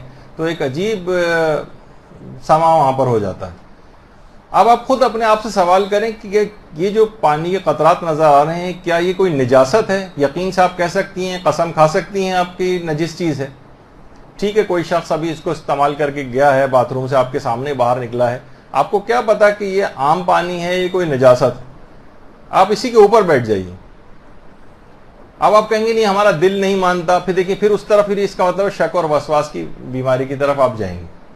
ہاں جس کو بالکل اطمینان ہے کہ نہیں ٹھیک ہے، یعنی مجھے بیماری بھی نہیں ہے، نہ میں شک اور وسواسی ہوں، لیکن چلیں اپنے اطمینان کے لیے میں اس کو پانی اس کے اوپر بہا دیتی ہوں. بہت سے افراد تو اس لحاظ سے باقاعدہ وہاں بیٹھ کے اس کی صفائیاں شروع کر دیتے ہیں، اور اس کے جب تک یہ نہ ہو، یا مثلا باقاعدہ وہاں پر پوری ٹیشو پیپر رکھ کے اس کو سجا کر اس کے اوپر بیٹھتے ہیں، سیٹ بنا کے اس کی. تو بہرحال اس کی کوئی شرعاً کوئی ضرورت نہیں. آپ کہیں گے اپنے دل کے اطمینان کے لیے، تو دل کے اطمینان کو اگر کرنے جائیں گے تو پھر وہ وسوسے اور شک کی طرف چلا جائے گا، اور جب کبھی یہ ٹیشو پیپر اویلیبل نہیں ہے وہاں پر تو پھر آپ پھر پریشان ہوں گے. تو اس میں آپ اپنی شرعی ذمہ داری کو اس لحاظ سے صرف دیکھیں. اچھا، اب ایک اور مسئلہ میں چل مثالیں دیتا ہوں عمومی زندگی کی، ان پہ توجہ نہ دیں. مثلا آپ کسی جگہ سے گزر رہی ہیں، اوپر سے پانی گر رہا ہے نیچے. اب ہو سکتا ہے کہ یہ کون سا پانی ہے، ہو سکتا ہے باتھ روم لیک کر رہا ہو کسی کا، ہو سکتا ہے کوئی اور اس طرح کا کوئی نجس پانی آ رہا ہو، آپ سمجھیں پاک ہے، پاک سمجھیں اس. کسی جگہ آپ روڈ کے کنارے سے گزر رہی ہیں اور پانی پڑا ہوا اور کیچڑ زدہ پانی ہے اور کالے نما پانی ہے، اب شک ہے کہ پتہ نہیں گٹر کا پانی بھی مکس ہوا ہے، پتہ نہیں ہو سکتا ہے بارش کا ہی ہو، پتہ نہیں ہو سکتا ہے گھروں سے نکلنے والا عام پانی ہو، چھینٹے پڑ گئے، پاک سمجھیں. بالکل کوئی پاک کرنے کی آپ کو ضرورت نہیں. اسی طریقے سے مثلا ایئر لائن میں سفر کر رہے ہیں، اور مثلا کوئی ہندو ایئر لائن ہے، چلیں جس کے متعلق یہ ہے کہ چلیں کوئی وہاں پر گوشت کا آئٹم نہیں ہے، وہ نہیں کھا سکتے اس کے اندر، لیکن اور جو بنا کر لائے ہیں. اب ایئر لائن جو وہ بھی مثلا ہندو ہے، عیسائی اور یہودی تو چلیں اب پاک ہو گئے ہیں موجودہ مجتہدین کے فتوے میں، تو ان کا ہاتھ بھی اگر لگے تو اس میں مسئلہ نہیں ہوتا. لیکن جیسے ہندو، سکھ ہیں، بدھسٹ ہیں، بہت سی ایئر لائن ایسی ہیں، مثلا سری لنکن ایئر لائن ہے، سارے عملہ بھی وہاں بدھسٹ ہے مثلا، وہ لا کر آپ کے سامنے رکھ رہا ہے، یقیناً بنایا بھی ان لوگوں نے خود ہی ہوگا، کہیں ہو سکتا ہے ان کا ہاتھ لگاؤ، کسی پر توجہ نہ دیں. اور ذبیحے کے علاوہ، یعنی گوشت کے آئٹم کے علاوہ ان کافروں کے ہاتھ سے کوئی بھی چیز اس طرح سے لا کر رکھیں جس میں آپ نے اپنے آنکھوں سے ان کا ہاتھ لگتے نہ دیکھا ہو، تو حالت شک میں اس کو کھا سکتے ہیں. اس میں کوئی پرابلم نہیں ہے، کوئی اس کے اندر مسئلہ ایسا نہیں. مثلا آپ کسی جگہ کا بیسن استعمال، اکثر لوگ سوالات پوچھتے ہیں آفس میں مثلا ہندو بھی ہیں اور اس قسم کے افراد بھی ہیں. اب کیا ہے کہ وہ ابھی بیسن کو استعمال کر کے آیا ہے، وہاں پہ پانی وغیرہ پڑا ہوا ہے، اور اس واش بیسن کا جو مثلا نل ہے اس کے اوپر بھی پانی لگا ہوا ہے، یقیناً اس کا ہاتھ بھی اس پہ لگا ہوا. آپ نے کچھ آنکھوں سے نہیں دیکھا ہے، ٹھیک ہے، کچھ گیلاہٹ آپ کو نظر آ رہی ہے، لیکن آپ کو نہیں پتا، اپنی آنکھوں سے نہیں دیکھا، 100% یقین کے ساتھ نہیں کہہ سکتے پانی اس کے ہاتھ سے ٹکرا کر یہاں لگا ہوگا. دل کو ہو رہا ہوتا ہے کہ 90% کہ ہوا ایسا ہی ہوگا، لیکن اس میں بھی اسلام کہتا ہے کہ ہم آپ کو شک کا فائدہ دیتے ہیں اور آپ اس کو پاک سمجھیں. اور کوئی پاک کر کے، بہت سے لوگ باقاعدہ نلوں کو پاک کرتے ہیں، بیسن کے اندرونی حصے کو پاک کرتے ہیں، اسی کوئی ضرورت نہیں. تو یہ سب چیزیں شریعت نے اس سلسلے میں بتائی ہوئی. مثلا کسی کے گھر گئے، اب دیکھا کہ بستر کے اوپر اس طریقے سے کوئی گیلاہٹ کوئی چیز ہے، بچے وغیرہ بھی گھومتے نظر آ رہا، ہو سکتا ہے کسی بچے کا پیشاب ہو مثلا. اب کیا ہے کہ اور لیکن یہ بھی ممکن ہے کسی نے پانی گرا دیا ہو. اب یا تو کیمیکل ایگزامینیشن کریں اور اس کو سونگ کر دیکھیں یا وغیرہ وغیرہ، وہ تو کوئی ضرورت نہیں ہے آپ کو کہ اپنے آپ کو مصیبت میں ڈالنے کی. اسلام کہتا ہے کہ اس صورت میں آپ شک کے اوپر توجہ نہ دیں اور اس کے اوپر بیٹھ جائیں. بیٹھ سکتے ہیں، ضروری نہیں کہ بیٹھیں، لیکن اس کے اوپر بیٹھ سکتے ہیں. اور اگر آپ کو کچھ نہیں پتا ہے، جب تک یقین نہ اس کو پاک سمجھ سکتے ہیں. بعد میں پتہ چل گیا، یقین ہو گیا اور آپ کے وہ منتقل بھی ہو گئی تھی آپ کے کپڑوں تک اگر وہ نجاست. ورنہ اکثر عام طور پہ ہوتا ہے کہ مثلا بچے نے پیشاب کیا، تھوڑے دیر بعد اس کی ہلکی سی نمی باقی رہ جاتی ہے، لیکن وہ آپ کے بیٹھنے سے وہ نجاست آپ کے کپڑوں تک نہیں آتی، تو اس نمی سے بھی آپ نجس نہیں ہوتے، وہ پاک سمجھیں گے اس کو اور کوئی اس میں حرج نہیں. کتنے افراد ایسے ہیں جو لوگوں کے گھروں میں جاتے ہیں اور ان کو کہتے ہیں کہ جناب ہمیں شک ہوتا ہے کہ ان کی کمائی حرام کی تو نہیں. بہت سے افراد کہتے ہیں ان کی جاب ایسی ہے، تو نہیں، ان کی جو کھانا بھی آپ کے سامنے، چائے یا کھانے کی کوئی چیز لا کے رکھیں، وہ بھی آپ کھا سکتے ہیں، آپ پہ کوئی مسئلہ نہیں. بہت سے لوگ کہتے ہیں کہ جناب پتہ نہیں وہ خمس دیتا ہے یا خمس نہیں دیتا، ایسا نہ ہو کہ اس کا مال اس انداز سے خمس نہ نکالنے کی وجہ سے حرام ہمارے اندر چلا جائے. نہیں، آپ اس کی تمام چیزیں استعمال کر سکتے ہیں. تو اسی طریقے سے اب یہ ہوتا ہے کہ بعض اوقات کہ جناب اوپر ہم نے صبح ٹنکی کو فل کیا تھا, اوور فلو بھی ہونے لگی تھی, پانی کور ہو گیا تھا اس کا. آپ کو پتا ہے کور پانی سے اگر کسی نجس چیز کو متصل کر دیں, جیسے کارپیٹ کو بھی اگر آپ نجس کارپیٹ ہے اس کو کور پانی سے متصل کر دیا اگر آپ نے, تو پانی جیسے اس پہ سرایت کر جائے گا, اس کو نچوڑنے کی ضرورت بھی نہیں ہوگی کارپیٹ کو, کور پانی سے جو پاک کرنے کا جو طریقہ ہے. اب آپ کو شک ہو رہا ہے کہ صبح تو ہم نے اوور فلو ہوئی تھی ٹنکی, یعنی ٹنکی تو کور ہو گیا تھا پانی, لیکن اس کے بعد لوگ نہائے بھی ہیں, کچھ استعمال سے کم بھی ہو گیا ہوگا, ہو سکتا ہے اب کور نہ رہا ہو. شک کی حالت میں سمجھیں کہ ابھی بھی پانی کور ہی ہوگا اور کور کا ہی اس کے اوپر اطلاق کریں جب تک کہ یقین نہ ہو جائے کہ اب پانی کور نہیں رہا, یعنی اتنا کم پانی آ رہا ہے کہ آپ کو سمجھ میں آ گیا کہ نہیں اب پانی کور نہیں رہا, اطمینان ہو گیا. تب تک آپ اسی شک اگر آ بھی رہا ہے آپ کو تو اس کو اسی یقین کی طرف, پچھلے یقین کی طرف کھینچ کر لے جائیں. اسلام کہتا ہے کہ اس کو اب بھی کور مان لو, یعنی اس پہ شک پہ توجہ نہ دو, یعنی موجودہ. اسی طریقے سے آیت اللہ بہجت دیکھیے ایک چیز اور کہتے تھے کہ ٹھیک ہے بہت سی چیزوں میں انسان خود سے احتیاط رکھ سکتا ہے, لیکن دوسروں کو ہمیشہ جب کوئی مسئلہ بتائے تو وہ آسانی اور سہولت والا بتانا چاہیے. اس میں آپ لوگ کیا کرتے ہیں, انتہائی سخت کر کے مسئلہ دوسروں کو بتاتے ہیں جس پہ وہ عمل نہیں کر پا رہے ہوتے. تو آغا سیستانی بھی فرماتے ہیں کہ دیکھیں, وہ کہتے ہیں کہ نجس کپڑے کو پاک کرنے کے لیے جو بھی آپ کا فریضہ ہے, ایک دفعہ کپڑے کو پاک کرنا ہے یا 2 مرتبہ مثلا کپڑے کو پاک کرنا ہے, تو کہتے ہیں کہ اب آپ اپنے شرعی فریضے کو پورا کر دیں 1 دفعہ یا 2 دفعہ پاک کر کے. اب خواہ آپ کا دل مطمئن نہ بھی ہو تب بھی آپ سمجھیں کہ کپڑا پاک ہو گیا, چاہے دل کہہ رہا نہیں مطمئن نہیں ہے, اور ابھی دھونا چاہیے, ابھی اور پاک کرنا چاہیے, ابھی 1 دفعہ اور کر لیتا ہوں, نہیں, بس اس تقاضے کے اوپر عمل نہ کریں. وہ فرماتے ہیں کہ جتنا آپ اپنے آپ کو یقین دلائیں کہ اللہ نے جتنا مجھ پہ واجب کیا تھا میں نے اپنا واجب انجام دے دیا ہے, اور بار بار اس عمل کی اگر وہ تکرار نہ کرے اور بار بار اس کو پاک نہ کرے تو جلدی اس بیماری سے نجات مل جائے گی. یعنی خود کو شک کا فائدہ دیں. ہر جگہ مجرمین کو عدالتوں میں نہیں ہوتا کہ جو بینیفٹ آف دی ڈاؤٹ جو دیا جاتا ہے, اکثر تو کرکٹ کے اندر بھی ہونے لگا کہ جناب شک کا فائدہ ہے, ٹھیک ہے اس کو فائدہ دے دیا جائے گا اور یہ اس کو جو ہے ناٹ آؤٹ قرار دیا جائے گا. تو اسی طریقے سے عدالتوں میں بھی ہوتا ہے, تو یہ شک کا فائدہ آپ اپنے آپ کو جو ہے وہ دے دیں. کتنا ہوتا ہے کہ جناب بازاروں میں بہت سننے میں آ رہا ہے آج کل چوری کے موبائل مثلا فلاں جگہ کے اوپر بہت زیادہ بک رہے ہیں, مثلا کسی بھی جگہ جو عام طور پر موبائل شاپس وغیرہ ہوتی, یعنی اس کا یہ مقصد نہیں کہ یہ دکان دکھا رہے ہیں ملتے ہیں معاذ اللہ, مقصد کہنے کا یہ کہ عام طور پر دکانوں میں ہوتا ہے اور شہرت ہے کہ فلاں مارکیٹ کے اندر آتے ہیں, لیکن آپ کو اب آپ خریدنے جا رہے ہیں, عام طور پر ہو سکتا ہے کہ یہ جو ہم خرید رہے ہیں یہ نہ ہو, تو یہ شک کا فائدہ آپ دیجئے کہ سمجھیں کہ نہیں یہ چوری کا نہیں ہوگا, سوائے اس کے اطمینان ہو جائے کہ چوری کا, تو پھر اسے نہیں خرید سکتے. تو اسی طریقے سے بہت وقت ہو گیا. نمازوں کے سلسلے میں بھی ہے, لیکن اب اتنا کیونکہ وقت نہیں رہا ہے تو ایک لحاظ سے کچھ ہماری بات ابھی نامکمل رہ گئی, کیونکہ دوسرا اس میں لیکچر مولانا محترم آ گئے ہوں گے, تو اس حد تک ہم فی الحال اس کو آج روک رہے ہیں. اگلے جو گفتگو ہوگی ہماری اس کے اندر کوشش کریں گے کہ اس کے ساتھ ہی اس موضوع کو بھی مکمل کریں, پھر اگلا کوئی دوسرا موضوع شروع کریں. لیکن آپ نے دیکھا کہ شکیات کے اندر کتنی ایسی چیزیں ہیں کہ جس میں اپنے آپ کو ہم نے جان بوجھ کر مصیبت کے اندر ڈالا ہوا ہے, اور اسلام نے اس میں مسئلہ کتنا زیادہ آسان رکھا ہے, صرف اور صرف ہماری اپنی جہالت کی وجہ سے. اور کچھ فقہی قوانین ایسے ہیں جو انشاءاللہ اگلی کی نشست میں کوشش کروں گا کہ آپ کی خدمت میں پیش کروں, کہ اگر وہ تھوڑا سا سمجھ لیں اس کو تو زندگی ہماری بہت آسان ہو سکتی ہے. کہ کس طریقے سے یہ جو مسئلہ ہوتا ہے کہ نمازوں کے سلسلے کے اندر بھی ہوتا ہے, مثلا ابھی میں شکیات رکعت کے مسئلے کو بیان نہیں کروں گا, اس کے اندر تو اتنے آسان اصول ہیں کہ آپ کو رکعت کے کوئی شک کے اندر کبھی کوئی پریشان ہونے کی ضرورت ہی نہیں. لیکن وہ جو بہترین نماز کیسے پڑھیں, میں جب شکیات رکعت کے مسئلے آئیں گے اس وقت بتاؤں گا, اس وجہ سے آج نہیں. البتہ ہوتا یہ ہے کہ مثلا آپ سجدے کی حالت میں اب شک ہو رہا ہے کہ پتہ نہیں میں نے رکوع کیا بھی تھا یا نہیں کیا تھا, سجدے کی حالت میں شک ہو رہا ہے. اسلام کہتا ہے شک پہ توجہ نہ دو, وہ گزر گیا موقع اور سمجھو کہ میں نے رکوع کر لیا تھا, یا رکوع پتہ نہیں میں نے صحیح کیا تھا نہیں کیا تھا, یا پتہ نہیں میں نے رکوع کے اندر وہ پڑھا ذکر رکوع پڑھا تھا یا نہیں پڑھا تھا. اسلام کہتا ہے سجدے میں آگے اب شک کے اوپر پچھلی حالت پہ توجہ نہ دو.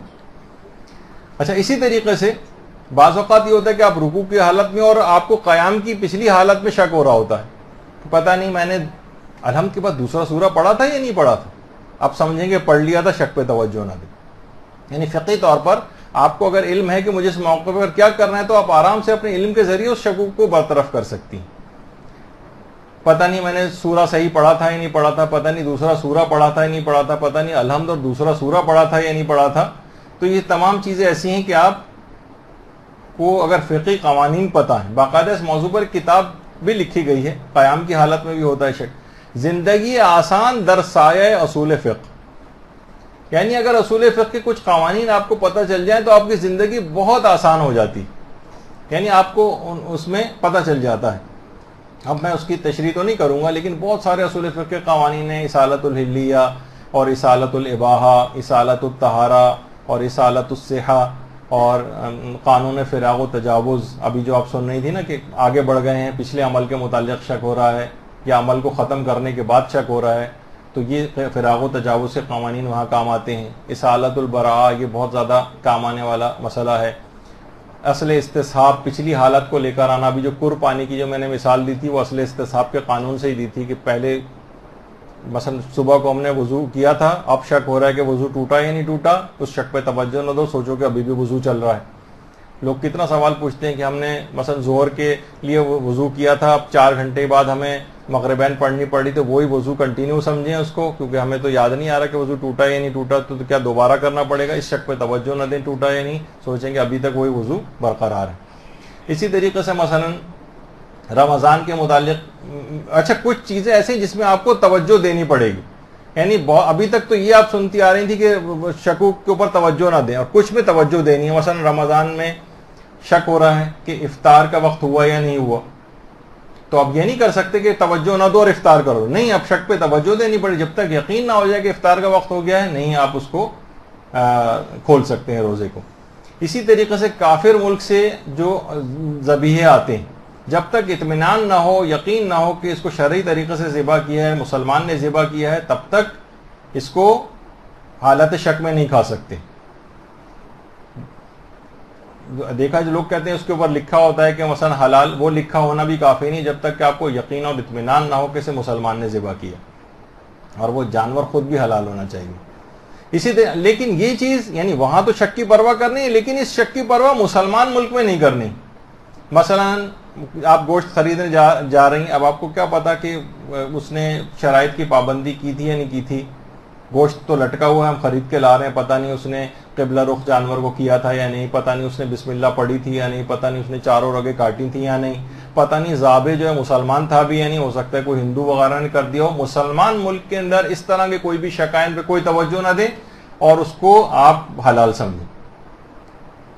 باقاعدہ فقہ کا ایک قانون ہے. اس طرح سے مرغی بھی آپ خریدنے جاتی ہیں, اسی طریقے سے آپ مثلا گوشت خریدنے جاتی ہیں, تو وہ آپ کے لیے بالکل جائز ہے. ان شکوک پہ توجہ نہ دیں کہ ہو سکتا ہے اس نے ایسا نہ کیا ہو, سمجھیں گے کیا ہوگا. باقاعدہ ایک فقہ کا قانون ہے, حمل و فعل المسلم علی الصحہ, حالت شک میں مسلمان کے عمل کو صحیح سمجھیں. اسی قانون کے تحت تمام جتنے بھی قصائی جو ذبح کر رہے ہوتے ہیں اور آپ لے کر آتی ہیں وہاں سے, اس لحاظ سے ان شکوک پہ توجہ نہیں دینی آپ نے, اور ان کو حلال سمجھ کے یہ تمام گوشت اور یہ مرغی وغیرہ یہ سب خرید کے لا سکتے ہیں. لیکن یہی شک پہ توجہ دینی پڑے گی اگر یہ کافر ملک سے گوشت آ رہا ہے. اسی طریقے سے جہاں شک پر توجہ دینی ان میں ایک ہے, مثلا اگر کسی شخص کو طلاق یافتہ کسی عورت سے شادی کرنا, اب کورٹ سے کہیں سے اس کو اطلاع ملی کسی عورت سے شادی کرنے جا رہا ہے, وہ طلاق یافتہ تھی, کسی نے بتایا ارے بھائی اس کو تو مثلا کورٹ سے طلاق ہوئی. اب کورٹ سے طلاق صحیح شمار ہوتی نہیں ہے ہماری فقہ میں, وہ ابھی تک پہلے شوہری کی بیوی, تو وہ یہ نہیں کر سکتا کہ بھائی اطلاع ملی ہے تو ٹھیک ہے, شکی تو ہو رہا ہے, چھوڑو اس شک پہ توجہ نہ دو اور شادی کرو. نہیں, یہاں پہ عزتوں کا مسئلہ آ گیا. یہ دوسرے شخص کی بیوی, اس سے کوئی شخص کیسے شادی کر سکتا ہے؟ اس کا امکان ہے کہ کہیں دوسرے شخص کی بیوی نہ ہو. تو تب تک اس شک میں اس کو توجہ دینی پڑے گی, جب تک اطمینان نہ ہو جائے کہ طلاق صحیح ہو تب تک اسے شادی نہیں کر سکتا. اسی طریقے سے طواف کے جو چکر ہیں اس کے اندر شک پر توجہ دینی ہوتی, اس میں نظر انداز نہیں کر سکتے. مثلا اگر ہے کہ پتہ نہیں میرا 6واں ہے یا 7واں, آپ نے کہا چلو جو بھی ہو ایک اور کر لیتے ہیں, کیا ہوگا کمی ہوگی تو وہاں پوری ہو جائے گی. نہیں, آپ کو پکا پتہ ہونا چاہیے ورنہ طواف جو ہے وہ باطل ہو جائے گا. شک طوافوں کے چکر کے اندر مکمل ہونا چاہیے. اسی طریقے سے رامی جمارات کے لیے جا رہے ہیں, اب پتہ نہیں اتنے سارے کنکر, ہمیں نہیں پتہ چل رہا کہ ہمارا کنکر کہاں جا کر لگ رہا ہے, تو جب تک اطمینان نہ ہو تب تک کنکر مارے جا سکتے ہیں. جب آپ کو اطمینان ہو جائے کہ اب 7 کا کنکر یقینی طور پر دیوار تک جس جگہ تک پہنچنا لگنا چاہیے وہ لگ گئے ہیں, تب تک آپ کو توجہ شک کے اوپر دینی پڑے گی, اور جب تک اطمینان نہ ہو جائے 7 کا عدد پورا ہونے کا تب تک کنکر مارنے پڑیں گے. تو یہ سارے فقہی قوانین. اسی طریقے سے اگر شک ہو کہ جناب ابھی وقت نماز آیا یا نہیں آیا, تو جب تک اطمینان نہ ہو جائے نماز نہیں پڑھ سکتے آپ. بہت سے لوگ کہتے ہیں بھائی 5 منٹ بعد ہی جو ہمیں نکلنا ہوتا ہے, تو ہم ایڈوانس میں 5 منٹ پہلے اگر فجر کی نماز پڑھ کے نکل جائیں تو یہ ممکن نہیں جب تک اطمینان نہ ہو. اسی طریقے سے مثلا شعبان کے روزوں کا بھی ہے کہ 30 سے شعبان ہے آج یا اول رمضان, تو اگلے دن اس شک کی حالت میں رمضان کی نیت سے روزہ رکھنا حرام ہوتا ہے. اب وہ آپ کو فقہی طور پر, لیکن اگر یہی شک 30 رمضان کے اندر ہو کہ آج 30 رمضان ہے یا پہلی شوال, اس دن روزہ رکھنا واجب ہوتا ہے. تو یہ چیزیں ایسی ہیں کہ کچھ فقہی قوانین ہیں, اس سے یہ پتہ چلتا ہے. تو بہرحال اچھا کچھ چیزیں ایسی ہیں کہ جس کے اندر میڈیکل علاج بھی کروانا ہوتا ہے, یعنی بہت سے آبسیسو کمپلسو ڈس آرڈرس ہماری سائیکیٹری میں کہلاتے ہیں, کچھ ایسے جس میں بار بار انسان, مثلا ہاتھ دھونے کی بیماری. اکثر آبسیسو کمپلسو ڈس آرڈر کے جو مریض ہوتے ہیں, نفسیاتی بیماری ہوتی ہے, اس میں ان کو ہینڈ واشنگ, بار بار ہاتھوں کو بار بار دھونے کا ایک مرض لاحق ہوتا ہے, یعنی اس کی ایک علامت یہ بھی ہوتی. تو اگر کسی جگہ پر ایسے افراد علاج کروا سکیں ڈاکٹر سے اپنا, تو وہ بھی ضروری ہوتا ہے. ان دعاؤں اور اذکار کے علاوہ جو ہم نے اس سے پہلے, کیونکہ دیکھیے ان دواؤں کے اندر بھی شفا پروردگار ہی نے دی. تو ایک نبی خدا نے کہا تھا نا کہ پروردگار میں علاج نہیں کروں گا, میں تو تجھ سے شفا کا طلبگار ہوں. تو پروردگار نے بھی کہا تھا کہ میں بھی تمہیں اس وقت تک شفا نہیں دوں گا جب تک کہ تم دوا استعمال نہ کرو گے, کیونکہ دوا کے اندر اثر بھی تو میرا ہی پیدا کرتا ہے.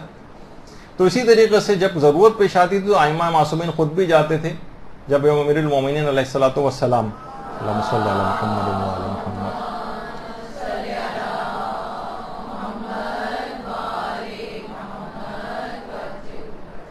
جب وہ بستر شہادت پہ تھے تو باقاعدہ امام حسن و حسین اس زمانے کے جو سب سے مشہور جراح تھا اس کو علاج کے لیے لے کر آئے تھے. تو علاج تو کروانا ہوتا ہے. بعض اوقات لوگ کہتے ہیں اچھا ہمیں اس کا مطلب ہے کہ ہم پاگل وغیرہ ہو گئے کہ ہمیں کسی سائیکیٹرسٹ کے پاس لے جایا جا رہا ہے. کبھی کبھی میڈیکل علاج کی بھی اس میں ضرورت پیش آتی ہے. ان تمام دعاؤں اور اذکار کے ساتھ اگر, تو یہ شک اور وہم کا جو مرض ہے دماغ سے اس وقت نکلے گا کہ جب ان اذکار اور دعاؤں کے ساتھ باقاعدہ علاج بھی انسان کو کروانے کی ضرورت پیش آ سکتی ہے. ایسا نہیں ہے کہ وہ اس سے دواؤں کی طرف بالکل نہ جائے, کبھی اس کی ضرورت پیش آتی ہے کیونکہ اس کو نفسیاتی بیماری ہوتی ہے جس کی وجہ سے ایسا ہو رہا ہے. جب تک علاج نہیں کروائے گا تب تک وہ مرض ٹھیک نہیں ہوگا. تو اس کی طرف بھی میں نے اشارہ کر دیا, زیادہ اس پہ گفتگو کرنا مقصد نہیں ہے. اگرچہ اس میں بہت سارے پہلو اور قوانین ابھی بہت سے باقی تھے, لیکن چلیں اب اس کو اب ضرورت نہیں ہوگی کہ میں ایک اور کلاس تک اس کو لے کے جاؤں. انشاءاللہ اگلے دفعہ سے کسی نئے موضوع کا انتخاب کریں گے اور اس پر گفتگو ہوگی. وصلی اللہ علی محمد وآلہ الطیبین الطاہرین.